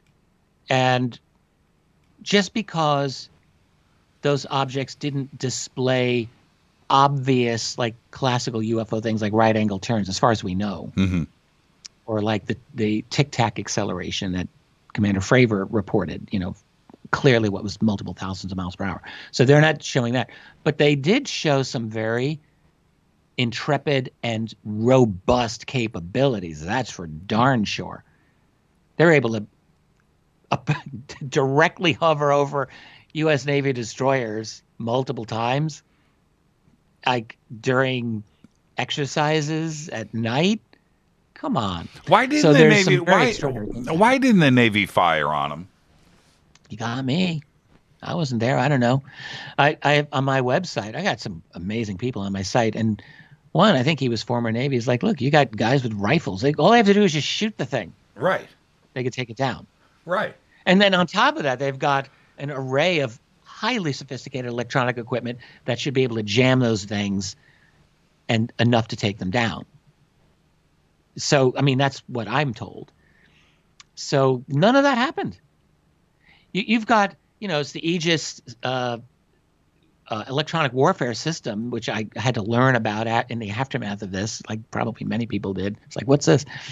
It's a highly sophisticated, potent system that they've got on these destroyers. The most sophisticated of anything on this planet. Yeah.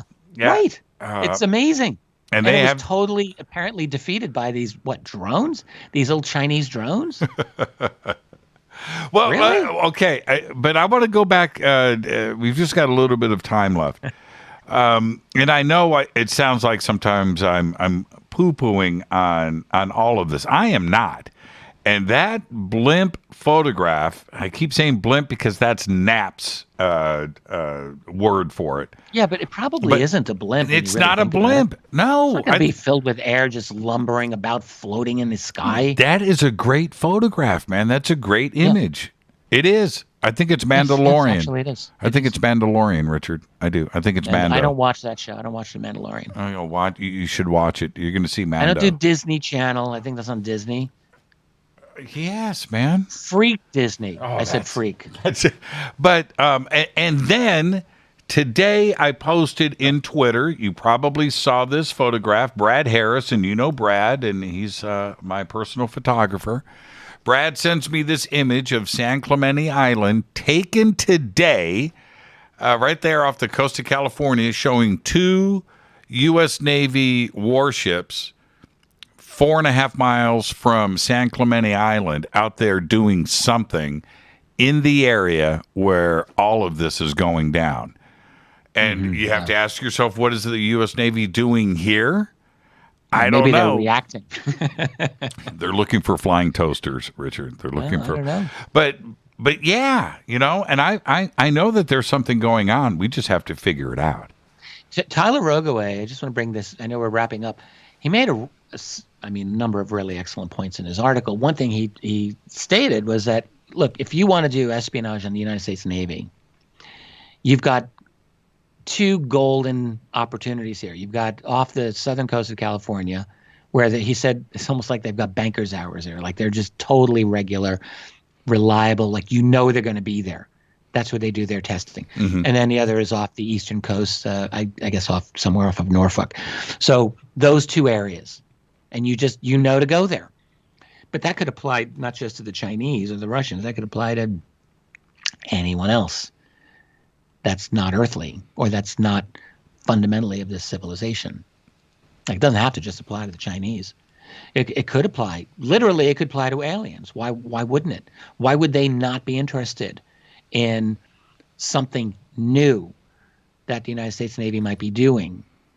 I mean, we have an entire history of these objects hanging out over nuclear facilities, U.S., Russian, and others. This is what they do. Are we going to say that those are also early 1960s versions of Soviet drones or whatever? Like, it's kind of ridiculous. This is a long-standing phenomenon. Wouldn't they be equally as interested in Elon Musk and SpaceX and their testing in Texas? Yeah, why not? Where are those videos? The eyewitness. I don't know. Yeah, I know. Maybe there are. I mean, I don't know. I don't know. Or maybe they're not. Or maybe we just don't have the data. We don't have the information. I don't know. But I do think that there's a long history of UFOs, and I still like using that phrase. I do too. Of engaging with the United States military. I mean, this is an entire history of this. One thing that frustrates me since 2017, and any kind of mainstream-ish conversation, it acts as if there were no UFOs before 2004, before the Tic Tac, like on Rogan. And I mean, everyone likes Rogan. He's fun to listen to, but it's like, come on, man! Like, this was a phenomenon that went back decades. And by the way, there were Tic Tac-like objects being seen back in the 1930s. I found one such report from up in the middle of nowhere in Canada from 1936. But then you've got the 1940s when scientists are over at White Sands testing these things, and they testing missiles with theodolites and instrumentation, and they're tracking UFOs that are moving at 9,000 miles per hour, basically tic-tac speed. And they had good enough information that there was no question about what they were tracking. So this is a long-standing phenomenon, and there's no sense of history. And I think that damages our ability to understand what's happening now, because we have this idea, it's just black budget. Well, all right, fine, but does that mean we had black budget doing this in the 1940s or even prior, frankly? I mean, maybe, but I don't think so. And there's not really a lot to hang your hat on with that type of argument. So this is, like, for me, the alien agenda is front and center on the table. And we ignore it at the risk of falling into falsehoods and going down dead ends, things like that. It's not that we're not building our own craft. I think that we are. Again, I'm talking about this on my May 20th, UFO secrecy in the changing world. But I am talking about classified corporate attempts to replicate this technology, and I think they've gone very far. So there is that. But look, there is a non-human origin to a lot of these sightings. I think that's just the reality. And that was what Tim Good said in this nice new interview that got published. It was really kind of neat. And I think people who've looked into this seriously understand that. It's my opinion. Richard, thank you so much, man. What another great conversation. You're the best. And I look forward to seeing you, of course, at UFO MegaCon June 6th through the 12th. Everything that Richard is doing, go over to richarddolanpress.com. Of course, follow him on Twitter. All of his information there, and he's got this event on May 20th as well. Richard, thank you so much. And thank you, Jimmy. We'll circle back once again in a couple days. I'll just mention, it's normally Richard Dolan members where I actually do my work. Richard Dolan members. That's actually the main place. But I always thank you. And by the way, you were really nice. You just kind of let me do my thing again. We always do. Thank you, man. It's just another great conversation. And again, just be safe out there. Thank you so much, Richard. And thank you for all that you do for this community. And thank you to the listeners. You've got a great crew, people. The Fadernauts are awesome. You're the best, Richard. Have a great night, man. Richard Dolan, there you go. 2.5 hours of Richard Bleepin' Dolan. I'm your host, Jimmy Church. Thank you to everybody that hung out tonight. And again, this show was dedicated to Kevin Korber. Tomorrow night, it's Fader night, but it's remembering the life of Kevin Korber. Then all of that is tomorrow night. Fade to Black's executive producers, Rita Camurian. Show is produced by Hilton J. Palm, Renee Dennis, and Kevin Korber. Announcers are Steve Harder, Gene Vitello, Mark D. Kovar. Webmaster is Drew the Geek. Music, Doug Aldrich. Intro, Spaceboy, spaceboymusic.com. Fade to Black is produced by KGRA for the Game Changer Network, and syndication is KGRA, The Planet. This broadcast is owned and copyrighted 2021 by Fade to Black and the Game Changer Network, Inc. It cannot be rebroadcast, downloaded, copied, or used anywhere in the UFO universe without written permission from Fade to Black of the Game Changer Network. I'm your host, Jimmy Church. Tomorrow night, Fader night, remembering the life of Kevin Korber. Until then, I want everybody to be safe. It's time to fade to black.